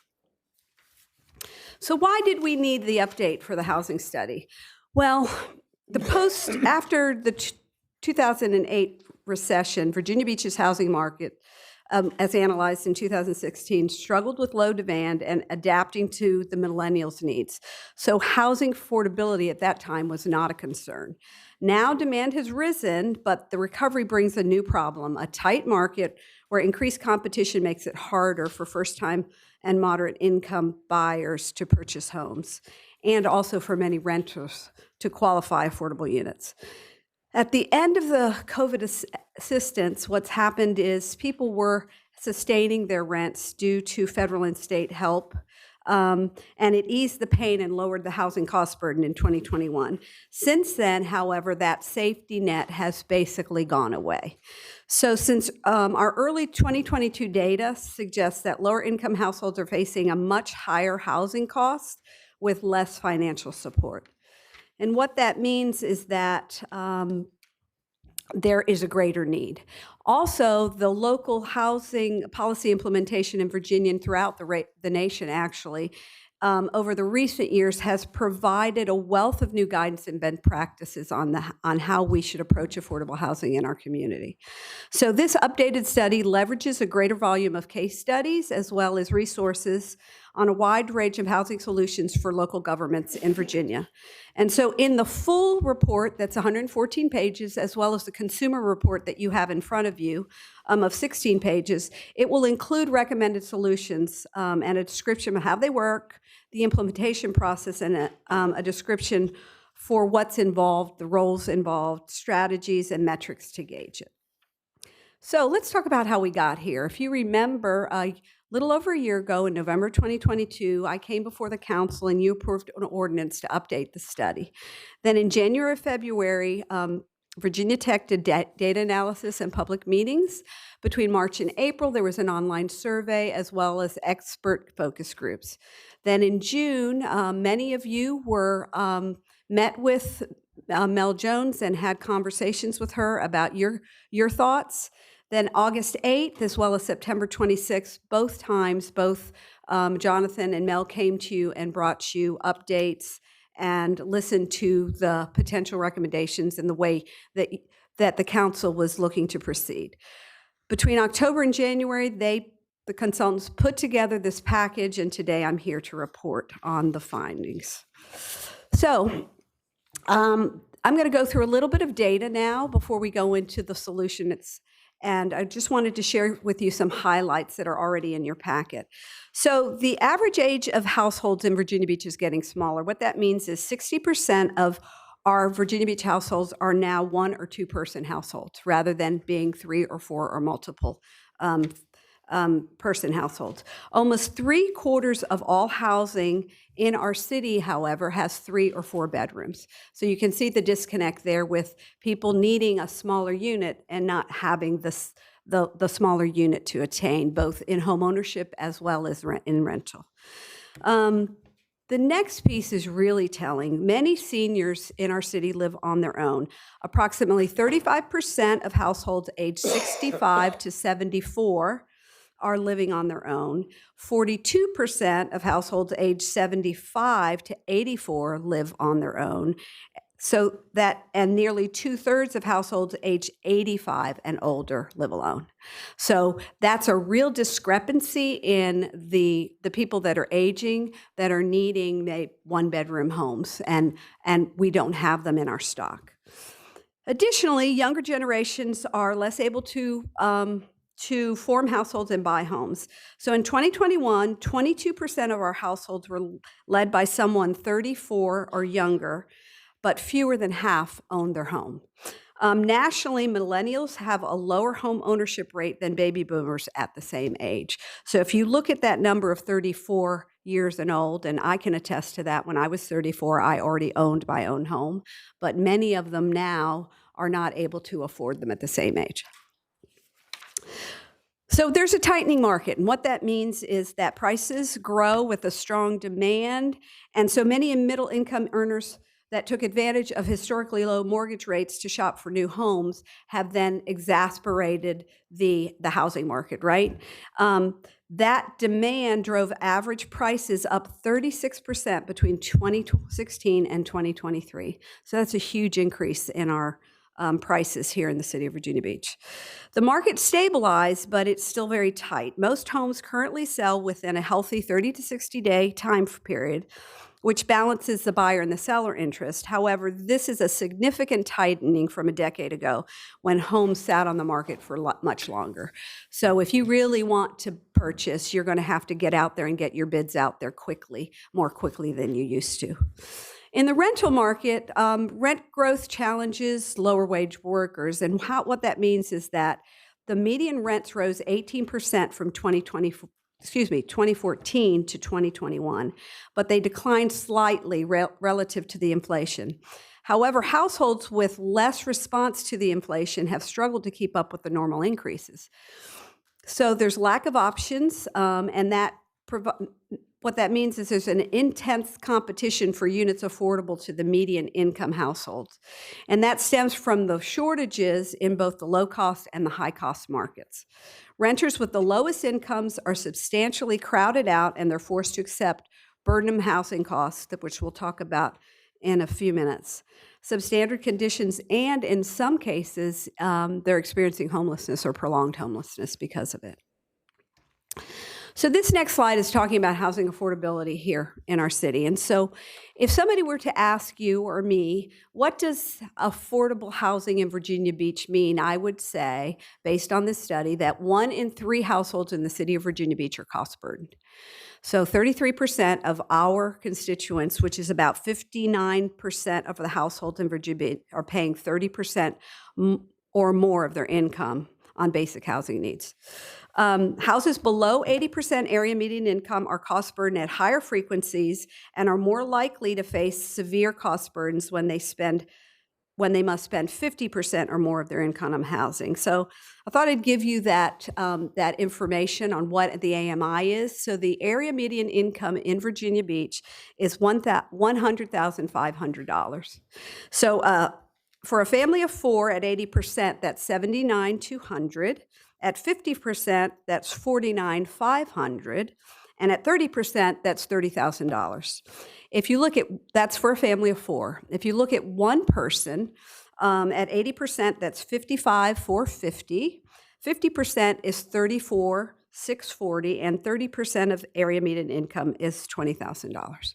So if you look at those ranges and you know what the prices of housing are, you can see where the cost burden is happening. The other thing I'd like to share is that older residents need support to reduce their housing costs. We just talked about how the seniors are the highest number that we have in our city. While many of them own their homes, rising property taxes and hazard insurance, homeowner insurance, and maintenance costs can strain their budgets. Seniors in the rental market aren't immune from the rising costs either, especially because there's a limited number of age-friendly options for them to rent. Senior-headed households have high rates of cost burdens and are severe cost burdens. Seniors age 75 and above are most affected. Nearly 40% in our city are cost burdened, and among those, over half are severely cost burdened, which means they're paying over 50% of area median income. 50%, of their income towards rent. So the average wages for the common jobs, and this graph here I think is really telling. It talks about who in our region are being put, the affordable housing is out of reach. So there's thousands of workers living in Virginia Beach that do not earn enough to comfortably afford rent, even though, and especially more, cannot afford home ownership. So if you look at these categories, workers in 8 of the top 10 most common occupations by employment can't afford the lower quadrille rent here as single earners. And then the majority, 7 out of 10, can't even earn the 90th percentile for their occupation. It doesn't even allow them to have affordable rent as single earners. So if you look at this, you can see that registered nurses they can afford to rent, but they can't afford to buy. And then under that, fast food workers, rental salespersons, cashiers, that group are the one that's most severely cost burdened and can't afford what we have here in our city. So next, I'm going to move on to talking about what the proposed policy solutions are to this gap in and need in our service delivery for affordable housing. So as you can see, there's three different program solutions. One is in a category of strategic priorities. The second is easy wins, and third is background work. We'll go over each of these individually. But strategic priorities means that we can build the city's capacity to make significant strides, but it might require substantial planning and investment to do so. Easy wins require fewer decision points, and they could demonstrate meaningful success in the near future. And then background work is going to take advantage of current and upcoming efforts to improve the city's approach of housing, but it will be more time-consuming. So strategy one is to develop a housing-managed housing trust fund. So housing trust funds are used all over Virginia and other states to provide capital to address diverse housing needs. It can range from loans for affordable rental development to grants for homelessness services. It's a flexible funding, and it's locally generated that supplements the limited federal and state resources that are available. And there are various legal structures and governance models that would be available for Virginia Beach to look at to create their own housing trust fund. Second priority is to look at using the VHDA, or the Virginia Beach Development Authority, and leveraging its powers to support affordable housing and to complement the efforts to boost business diversity and tourism in our city. While the VDA is traditionally focused on economic development alone, a strategic expansion into housing, especially through mixed use and mixed income developments, aligns with the growing state support and the recognition of housing's role in economic vitality. Priority three is to design a housing education campaign to incorporate into the successful community engagement. And this is vital for overcoming the stigma around increased housing density and affordability in Virginia Beach, as many of you have probably heard from some of your constituents. This dedicated outreach would be on issues that would bridge stronger connections between the housing and economic development, public health, education, and other sectors.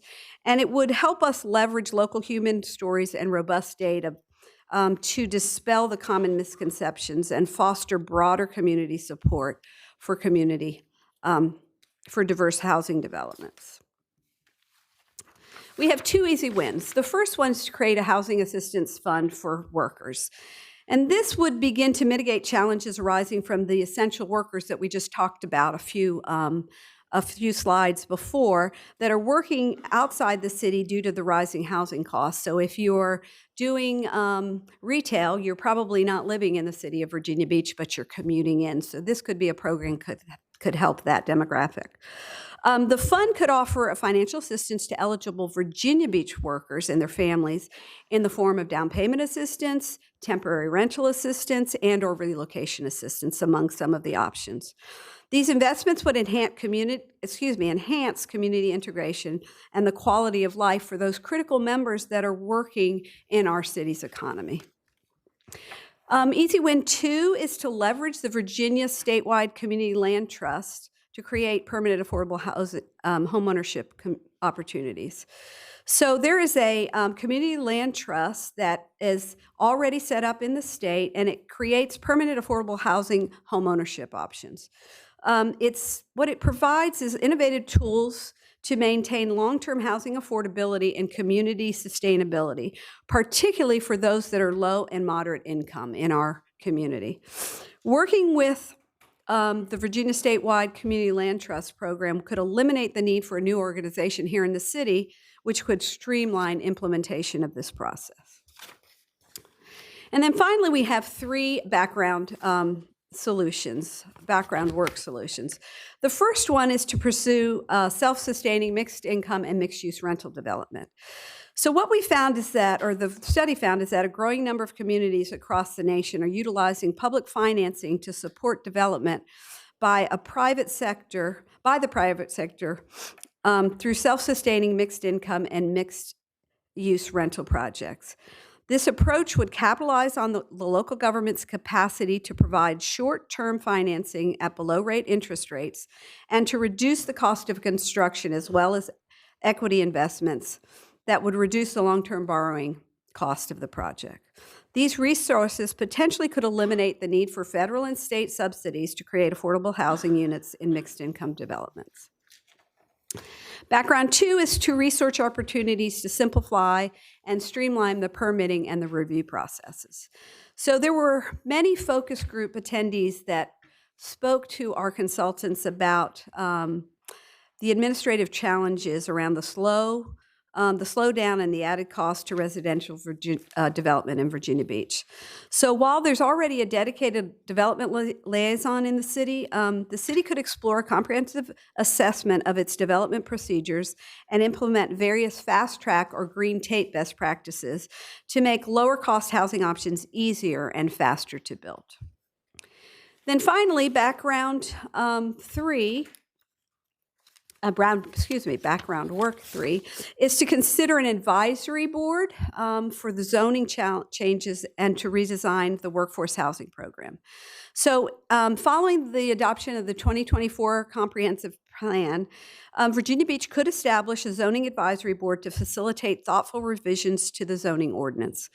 The recommended revisions could specify focus on residential and mixed-use zones, as well as improving the effectiveness of current workforce housing programs.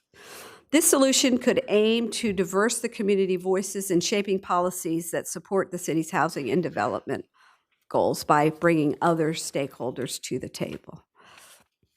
So,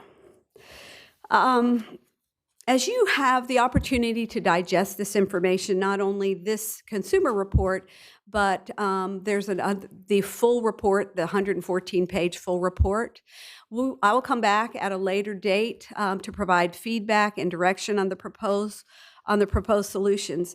But I did want to make you aware that depending on your guidance towards solutions and implementation, there could be an increase in operational costs, particularly in terms of staffing, to implement many of these strategies going forward. So you can see that report will be up after 4 o'clock today. It's going to be on the web. It will be available online for anybody to see, as well as the community report, the consumer report. And Karen Percello is going to be guiding this. She's standing in the back. She is my housing programs development administrator, and we are ready to listen to what you have to say today, as well as next meeting, and hear your thoughts on this proposal. Okay, questions? Thank you. Okay, Sabrina. I'm not sure if I have more comments. I certainly appreciate the finalized report of the housing study that you've presented, Ms. Hill. I would like to reiterate my previous request for the body to consider adopting the study, the final results, and then I know that we are certainly going to move forward with policy discussions and recommendations. I think the first step would be to adopt the final housing study.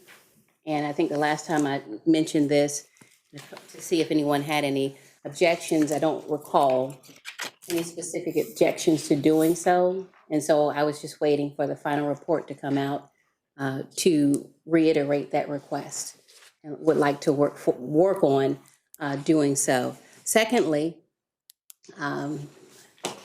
what catches my attention from this report is that many seniors live on their own, and the comment of 40% of our seniors are cost burdened. And during my outings and talking with citizens, I've talked to some seniors, one particularly a group of seniors who are, and this is not how, well, it's not, they don't own their own homes, but they're renting and they're being priced out by the market. And they're very concerned because many of them live on a fixed income. Many of them do live alone and they don't have relatives near to take care of them. And so if they're being priced out of their their homes or their assisted living facilities, where do they go? And so I think it's going to be important and incumbent upon us to make that area a priority for our seniors so that they can find or have access to resources or options that may come in, I don't know, the form of perhaps an educational program, perhaps creating a program that will provide resources or guide them to the resources that they need. This is a persisting problem that I see perhaps may be getting worse, and we do need to address this for our seniors. Secondly, in terms of taxes for seniors who do own their homes, we do need to look at a program for that as well.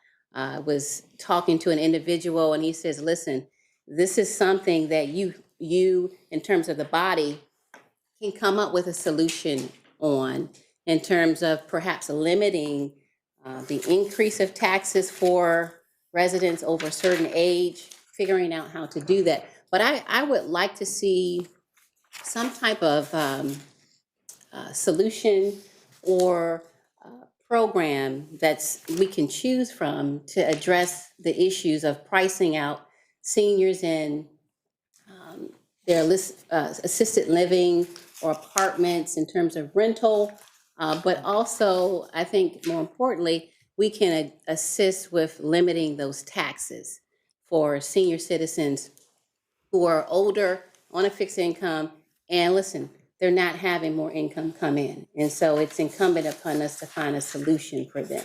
So I'd like to see something like that in terms of a solution to choose from going forward. Okay, Chris. Thank you, Mayor Dyer. Thank you, Ruthie. Just some observations, and then I do have a couple questions. I hope we can discuss this in more depth. But last week we voted for the study for the oceanfront project, and there was a lot of concern about studies. And I appreciate the collaboration that we had on the Housing Summit earlier last year. But vacancy rates are strong. Prices are up, rents are up. So I hope we'll lean on this study as we pay more for the new study. Because when I look at the individuals that aren't able to afford, it kind of really defines a lot of people that work in the resort area. Fast food and counter workers, we could say hotel workers, retail salespersons, clerks, cashiers, waiters, waitresses, stockers, and order filers. I was at a holiday gathering a couple of weeks ago, and 2 young adults work at Amazon as stockers, and they make $17.80 an hour. They're 18, so they think that's really, really good. But they both live at home. And so we just invested the $20 million for Amazon. And to my knowledge, there's not a lot of vacancy in terms of rental units in that corridor. Something else that popped out was, as a liaison to the Housing Advisory Board, I believe, and you can correct me or maybe bring it back to the body, but the majority of homes being built in Virginia Beach are over $500,000. So when I look at the solutions, the statistics, I'm not sure if we reduce the amount of time and expenses in building the houses, how does that guarantee builders will build affordable homes? Because statistics will show us from last year, if you'll bring that back, that the majority of homes built in Virginia Beach, I know in District 8, were well over $500,000. And so I guess only, who does that leave? General and operational managers will be the only ones that can afford those homes.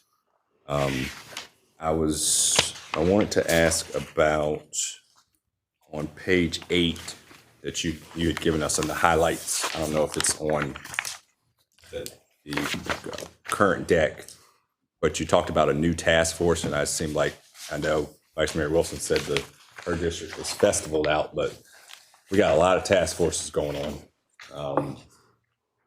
It's on you gave us the memo. It's on the Talk about consumer report. Yes, so developing a city-managed housing trust fund. do you know off the top of your head, you listed 7 other housing trust funds: Loudoun County, Fairfax, Alexandria, Arlington, Charlottesville, Richmond, New River Valley. Do you know just off the top of your head how many of those 7 followed these 3 steps? Create a task force? I do not. This was put together by the consultant, and I haven't had the opportunity to go into that depth yet and look at that. No, sir. Okay. Because I think if we're going to approach this, and rents are up, but a deal that we had come before us to build a lot of units faced a lot of scrutiny for how many units would be added. And it fits the criteria of those that can't afford housing, that really drive our tourism industry, yet can't afford to even rent in our city. And so I would hope that before we do another task force, maybe we look at those other regions that have gone down this road. Another observation was you talked about the workforce housing, but we've only had 2 applications successfully go through that. We have one currently going through the process. We had one 2014, Karen? 2013-14, yes, sir. Okay. And so I was just doing some rough numbers. I think I hope we can focus on economic development that produces the results we need, because even if we brought 5 new deals in with, say, 300 units, and 10% of them were affordable, and again, this last recent proposal at the oceanfront got a lot of pushback for workforce housing, that would produce 150 new units. In your expertise, Ms. Hill, what would that even put a dent in the need and demand for affordable It housing? would be a start. A start. You're being kind. Thank you. Yes. Okay, Jennifer and then Barbara. Okay, and then Michael, I'm sorry. Thank you, Ms. Hill. You're welcome. I have 2 questions. One is about the background work on slide 14, pursue self-sustaining mixed income, mixed-use rental development, just the self-sustaining component. So meaning that it wouldn't need additional city funding to help it go on. So once it's established, their pro forma is set up in such a way that they can manage it on their own without additional funding from the city.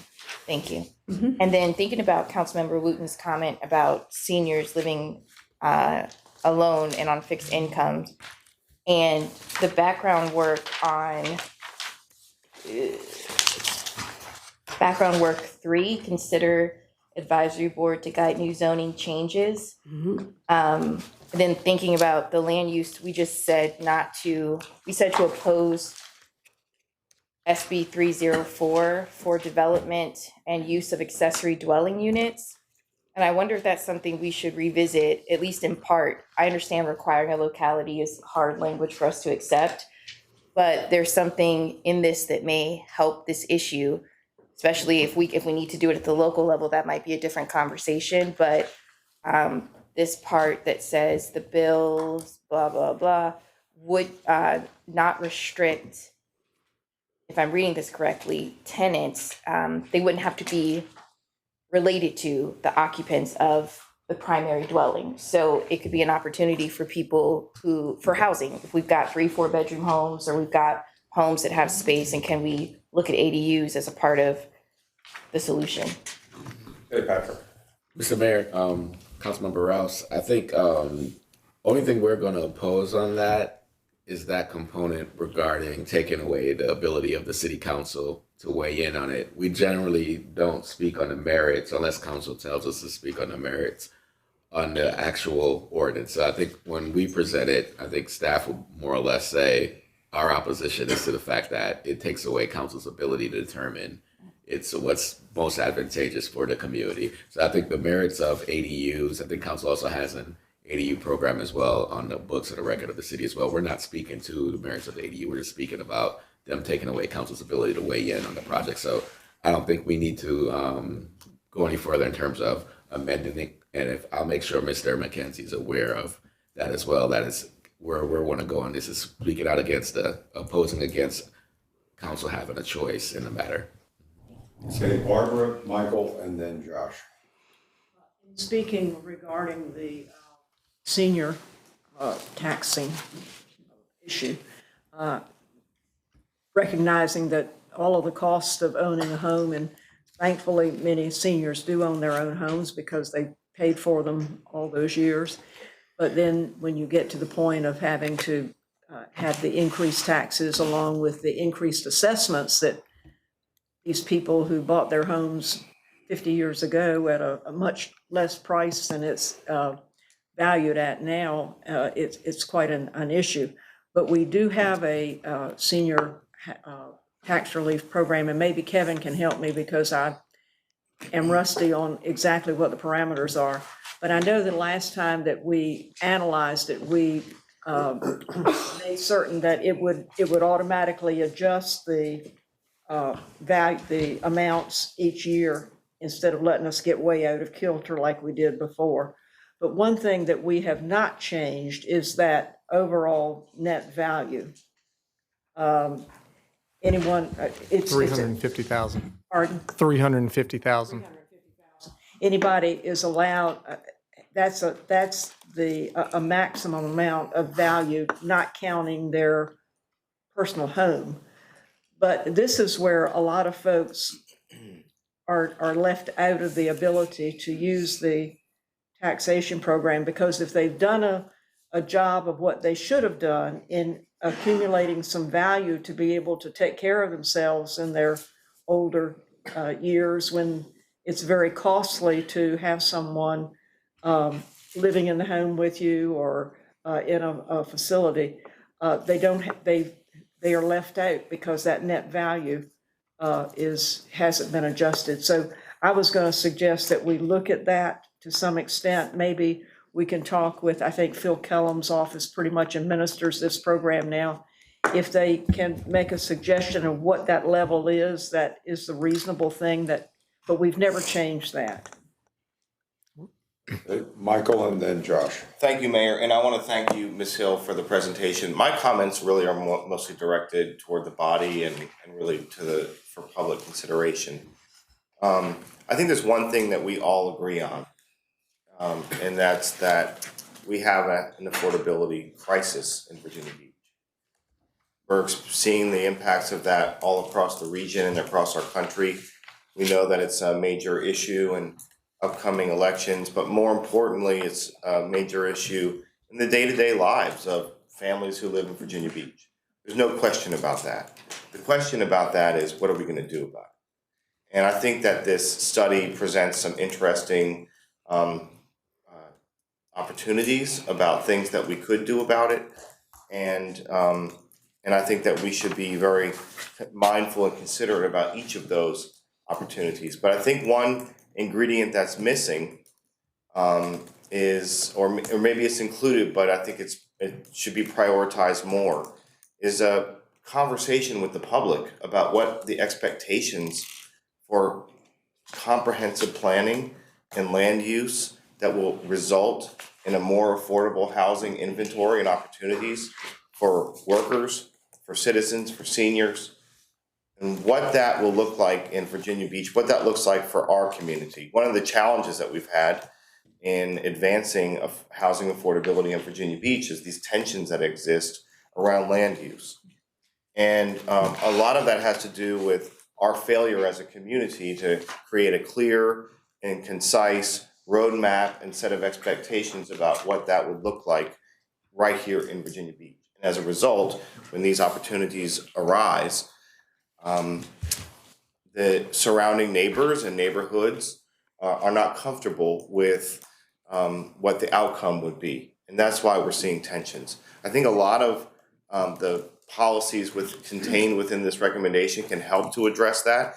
But I think that has to be first and foremost in our minds and in our plans for housing affordability in Virginia Beach. We have to make sure that we're setting, and not just setting expectations, but developing plans with and for the community they're intended to serve, so that their expectations are clear and are reflected in our priorities. It's the only way we're going to get to a comprehensive and meaningful housing affordability solution, in my opinion, is by developing that with the community.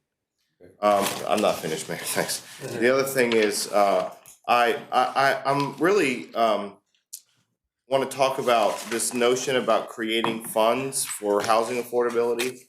And while I think academically that can be an interesting way to address this issue. I'm not comfortable with the discussions we've had about our budgetary constraints, about our unfunded needs. You know, every time we go to a retreat and every time we come to a meeting, we learn about new services that are needed and unfunded. Our stormwater programs have nearly $500,000 shortfall. We need school modernization and construction. We have rec centers that have buckets in the lobbies. We have road projects that are almost anywhere between 50 to 100% over budget from what we originally estimated. How are we going to close all of those gaps and create a housing affordability fund for residents? I think we really need to be creating in combination with the private sector a true, authentic, free market and market-driven housing affordability solutions, rather than creating another fund with taxpayer funds that's going to be in competition with all of our other needs. And it's not that I'm necessarily opposed out of hand to that as one of the many ways we could address that, but to contemplate creating another new fund and program when we haven't even begin to address all of our other needs, and we're contemplating reducing the rate which is necessary, I think, based on what we're hearing from the public and matching with the assessments. I mean, I'm just kind of feeling like every time we come in here, there's a new spending program proposed and no way to pay for it. And I'm confused by that. The last thing I'll say is that I don't know what adopting this means, but I would need more information before I would be comfortable with adopting a study in a formal way. I appreciate Ms. Wooten's suggestion, but she asked if there were any concerns, and you don't need to respond now because you're welcome to, but I'll prefer that you let me know what exactly you mean by that in a more, maybe give me a call or have a discussion about it, because I don't know if there's any precedent in adopting a study or what the implications of adopting a study would mean. Does that mean we endorse all of the programs contained within? Does that mean we endorse some but reserve the right to not adopt some? I'm not sure we actually do need to adopt a study, or what the implications for the body would mean if we did. And so I'm not real comfortable with that as a concept. Hey, Josh, and then Mr. Mayor. Thank you, Mr. Mayor. I really appreciate Councilmember Lucci's thoughtful comments, and it reminds me of a conversation that we had, or at least started to have during our council retreat, about some of these contending forces, I guess, within our community. Environment, economic development, neighborhoods, and growth, and some of the pressures that we rightly have realized and are facing on expanding any further south in our city, and some of the pressures that exist when we look at redevelopment opportunities or potential redevelopment opportunities in the northern part of our city that impact neighborhoods. I remember as part of that discussion, we had floated the notion that that we take an honest look at our zoning ordinance, because I mean it's 40 plus years old and was drafted at a time when it was greenfield development that the city was engaged in, when the next generation or more is going to be situated toward redevelopment. And I think that should be something that we stay focused on. I know that the comprehensive plan is underway with public engagement and hopefully some discussions around land use and engagement with the community around some of these tough issues that we're facing will be fleshed out. But I don't think we can just kind of drop this in the lap of our planning department either, because they're busy on a day-to-day doing the city's work. So if such a undertaking is contemplated, I would hope that that be led by some professionals to give our planning department a little bit of assistance And I would, in terms of adopting these findings, I think perhaps you said it was 114 pages, Ms. Hill. I look forward to receiving that, and then we can evaluate it. And I really appreciate your work on this because I know it's been a long time coming. And housing affordability, as Councilmember Lucci mentioned, is not just a problem that's uniquely Virginia Beach.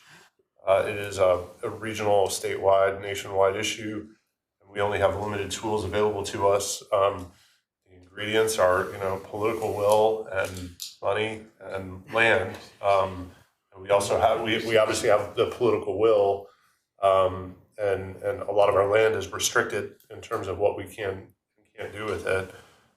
So I'm thankful that we have this mix of folks on the body who are willing to really do the work and think through some of these solutions. Okay, Patrick, did you have something? Oh, wait a minute, I promised Sabrina first. Thank you. And so in terms of, I would say, of course, it's important to review the study and go through it and see what you think about it before you make any decisions.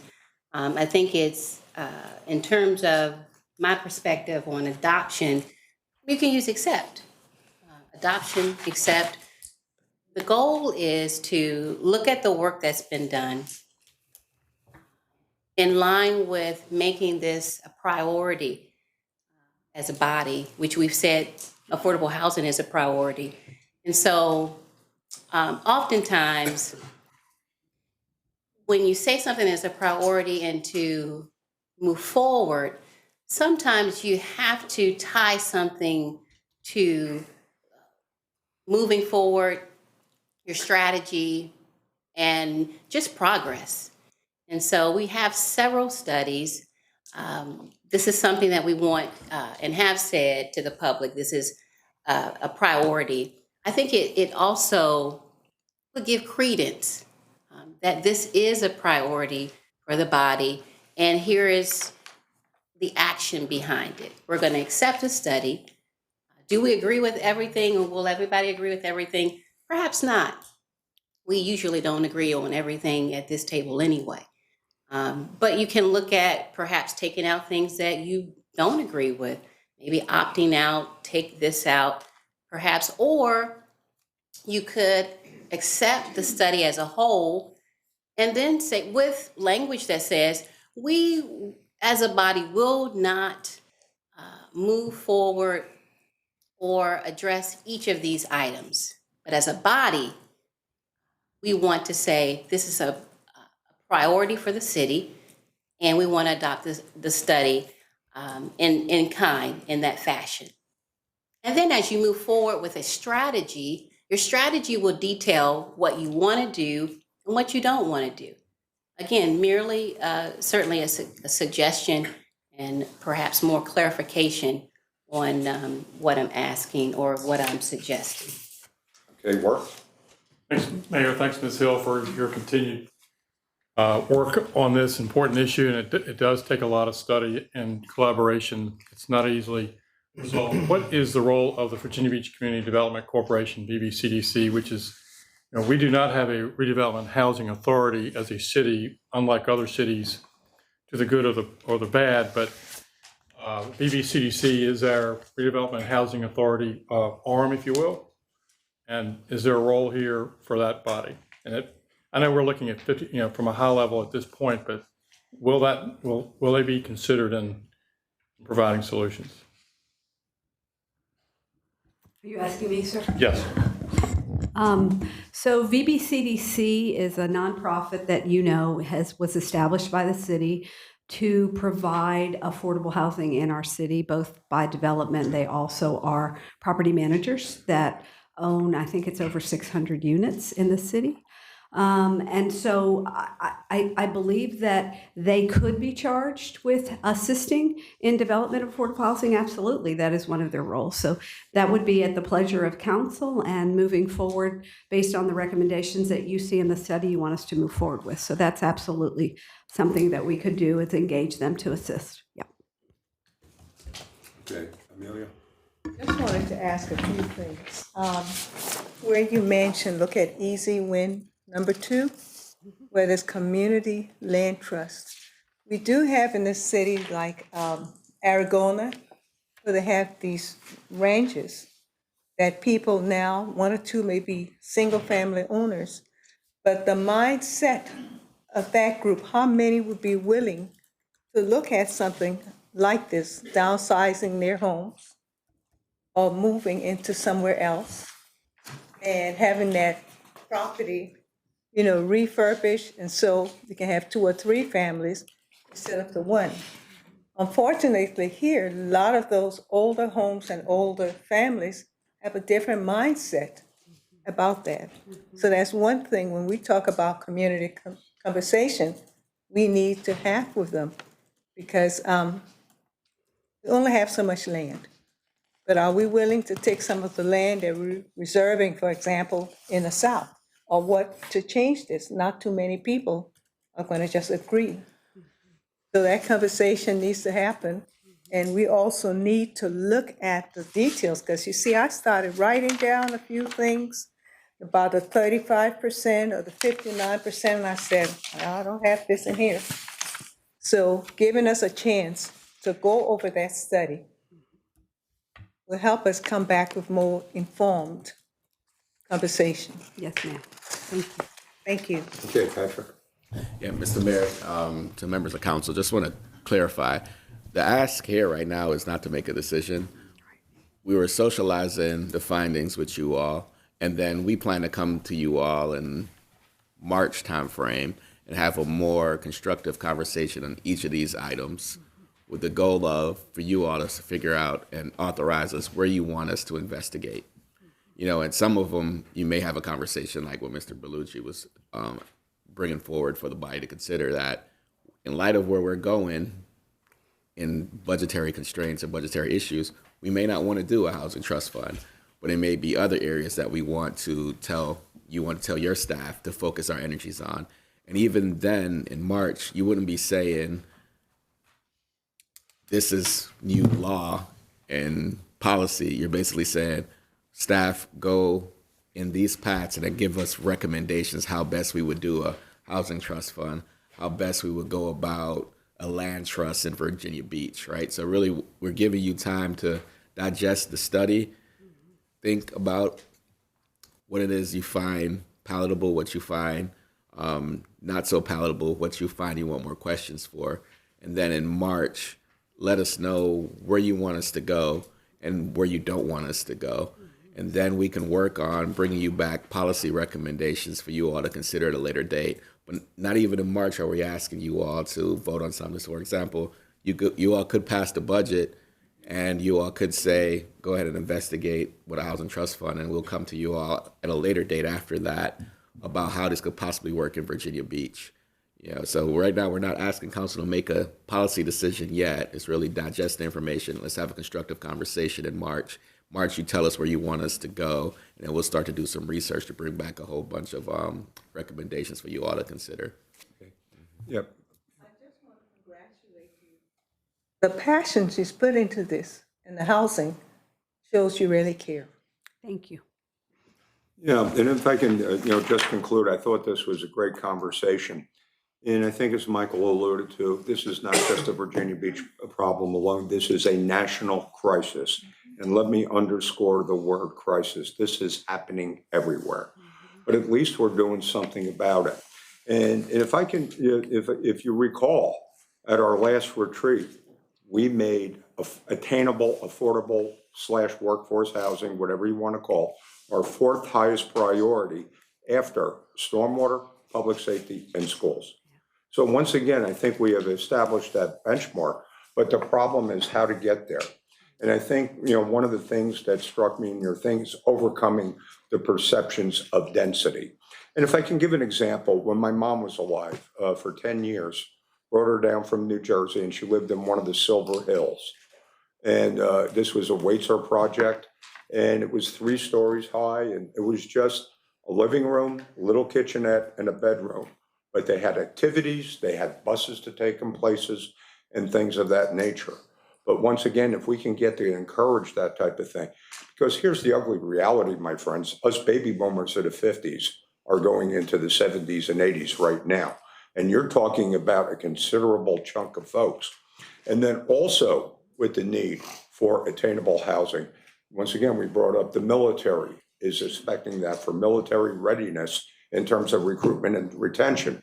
The folks at Centera are having problems, finding places for us. And eventually the long-term solution for what we have confronting us, and Michael kind of alluded to a number of the challenges and the billions of dollars that we have going forward, is to create new revenue streams to depress the amount of taxes going forward. It's going to take incredible balance. It's going to take an incredible amount of work. But, I'm proud to say that, Virginia Beach is at least really tackling this, in an aggressive way. And it's just to us to, find the path to success. Thank you very much. Thank you. Okay, any council comments, concerns, or anything? Michael, and then Jennifer. Thank you, Mayor. Well, I just want to take a moment to just share that yesterday I had a chance to go to the General Assembly with the National Alliance on Mental Illness, NAMI Coastal Virginia, and just a wonderful organization that we're all know and appreciate very well. There's good news on the horizon for mental health services in Virginia. The governor's budget includes hundreds of millions of dollars in investment in expanded and improved services and access for mental health services. So it was a great year to go, but I really just want to just say thank you and acknowledge the incredible work that the advocacy team at NAMI Coastal Virginia did to organize family members, individuals who live with mental health challenges, to share their stories with our lawmakers in Richmond, and also thank them for all of the peer-to-peer and friend-to-friend, family-to-family service that they provide within our community in general. The other thing that I want to share just with the body that you maybe saw in your emails, the citizens, the Cannabis Advisory Task Force sent each of you as council members a questionnaire. In total, only one council member has returned that questionnaire.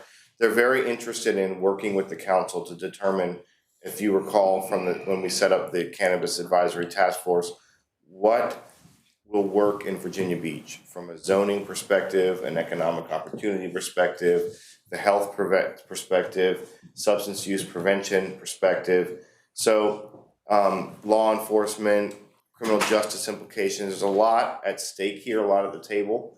And they really want to work collaboratively with this council. So if you have a chance and you don't mind responding to their very brief questionnaire, it will help to shape their work over the next year and really 2 years. So they asked me to remind you about that, and I wanted to make sure we did. Okay, anyone else? Okay, Amelia, Josh, and then Sabrina. Okay, the reason I was up as liaison for our council for the Hampton Road Transit, we went first of all to oppose not having so much money taken away from this area. That was the one thing. The other thing was to share how our city gonna one day have that new terminal where for the electric buses, we'll be able to use that, because right now we only have the two in Hampton and Norfolk. And also the increase of 2 areas, the MAX bus going to the 15 minutes is really well done, and as well as the military naval base, how that has increased. So weren't there asking for too much, but just thanking what we've gotten and making sure that monies, we understand WMATA is having some problems right now, but for them to remember, we still need to keep money in this way for operating costs and so forth. Thank you. Josh and Sabrina, and then Jennifer. Thank you, Mr. Mayor. And I know I say this on behalf of everybody. I want to acknowledge our staff for organizing the community conversations this past week. And I thought it was great to see so many people there that we all invited from our respective districts. And I also just wanted to acknowledge the fact that as we've made community engagement an increasing priority, and we all have our town halls in various districts, that I'm sure has placed additional demands on your staff. And for our security personnel as well, sheriffs and police department and IT folks. So I wanted to say thank you very much, and I thought it was great to hear from the community as we go into budget season. Look forward to the report out on that. Thank you. Sabrina? Yes, thank you. I was at the General Assembly today for the creatives on Capitol, and had an opportunity to speak and to share some information with the creatives that were available as they lobbied for HB 642. And as a body, you know that we also directed or sent up our approval and support of this bill as well. And so it's just good to see that they're actively involved in making sure their voice is heard, talking to the key people at the General Assembly. And I was able to really just encourage them to continue to do what they're doing.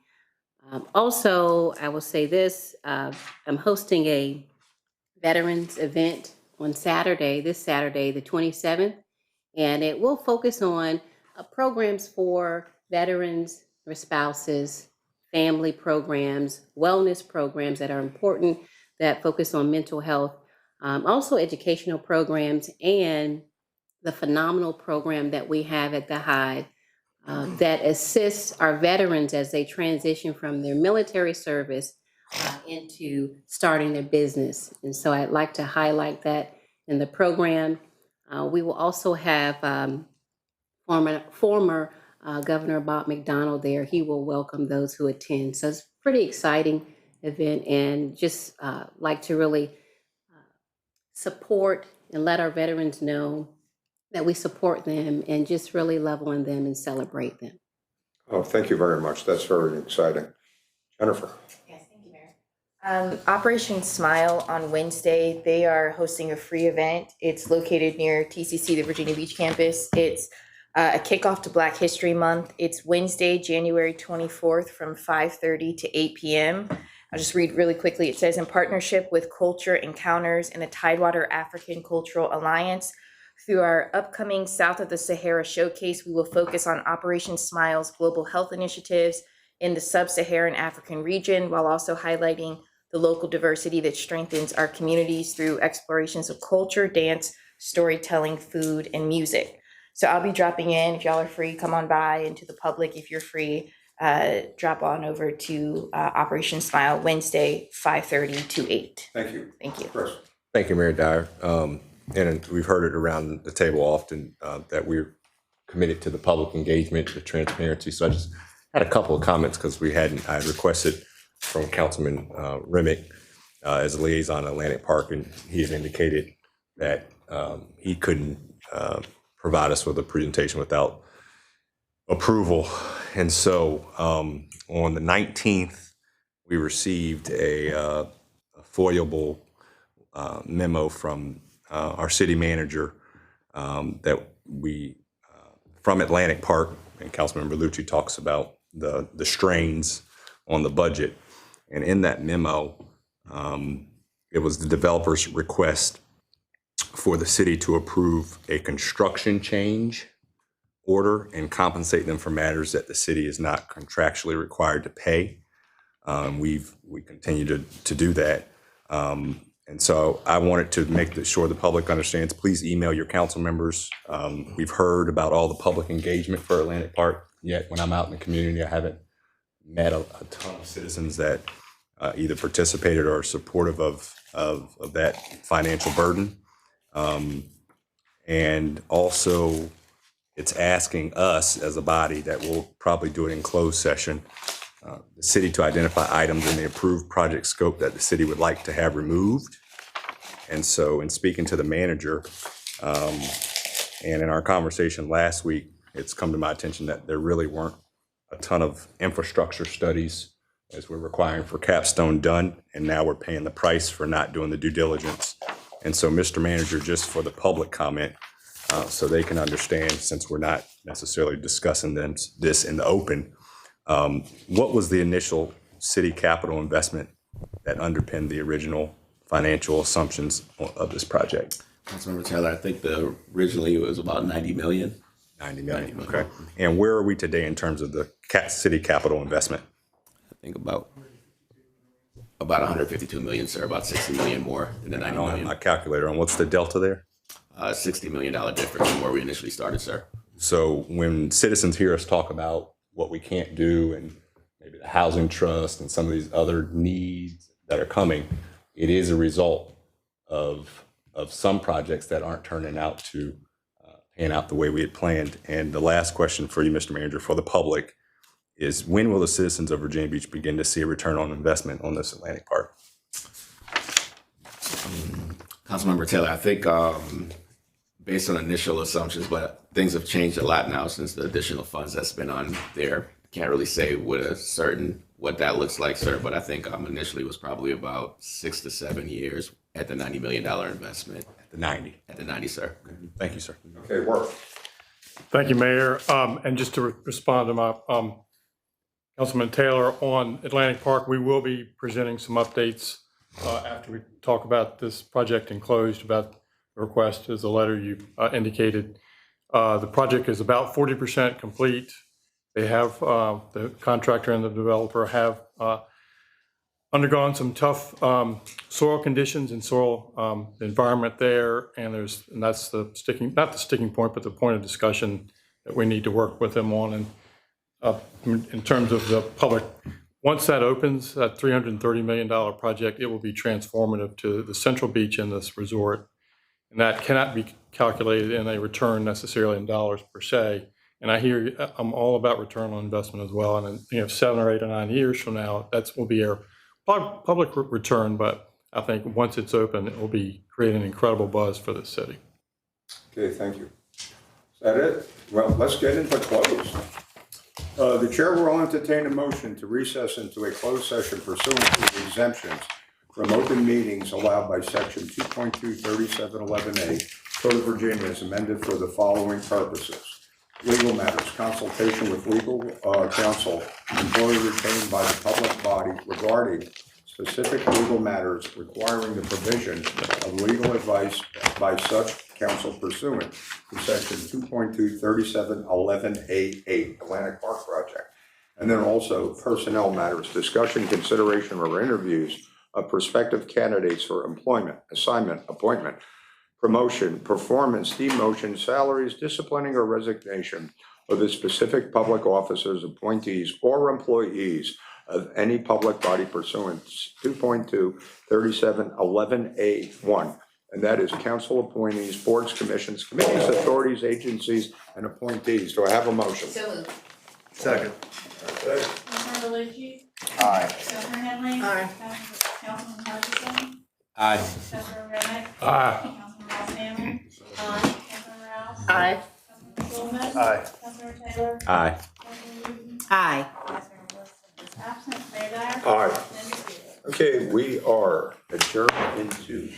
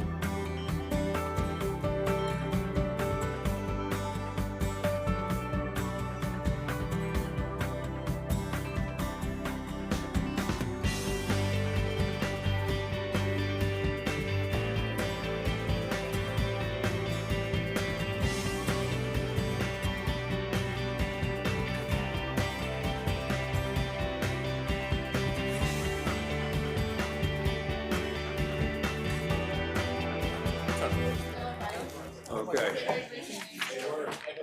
Yeah. Okay, thank you. We are reconvening. Do we have a motion to certify the closed So session? moved. Second. Councilmember Lucci. Aye. Councilmember Henley. Councilmember Hutchinson. Councilmember Remick. Councilmember Rosianna. Councilmember Rouse. Councilmember Shulman. Aye. Councilmember Taylor. Aye. Councilmember Wooten. Aye. Vice Mayor Wilson. Mayor Dyer. Aye. 5 votes, 10 to 0, you certify the closed session. Okay. Motion to reconvene. We are adjourned. Thank you all very much. Thank you. Energy, I like.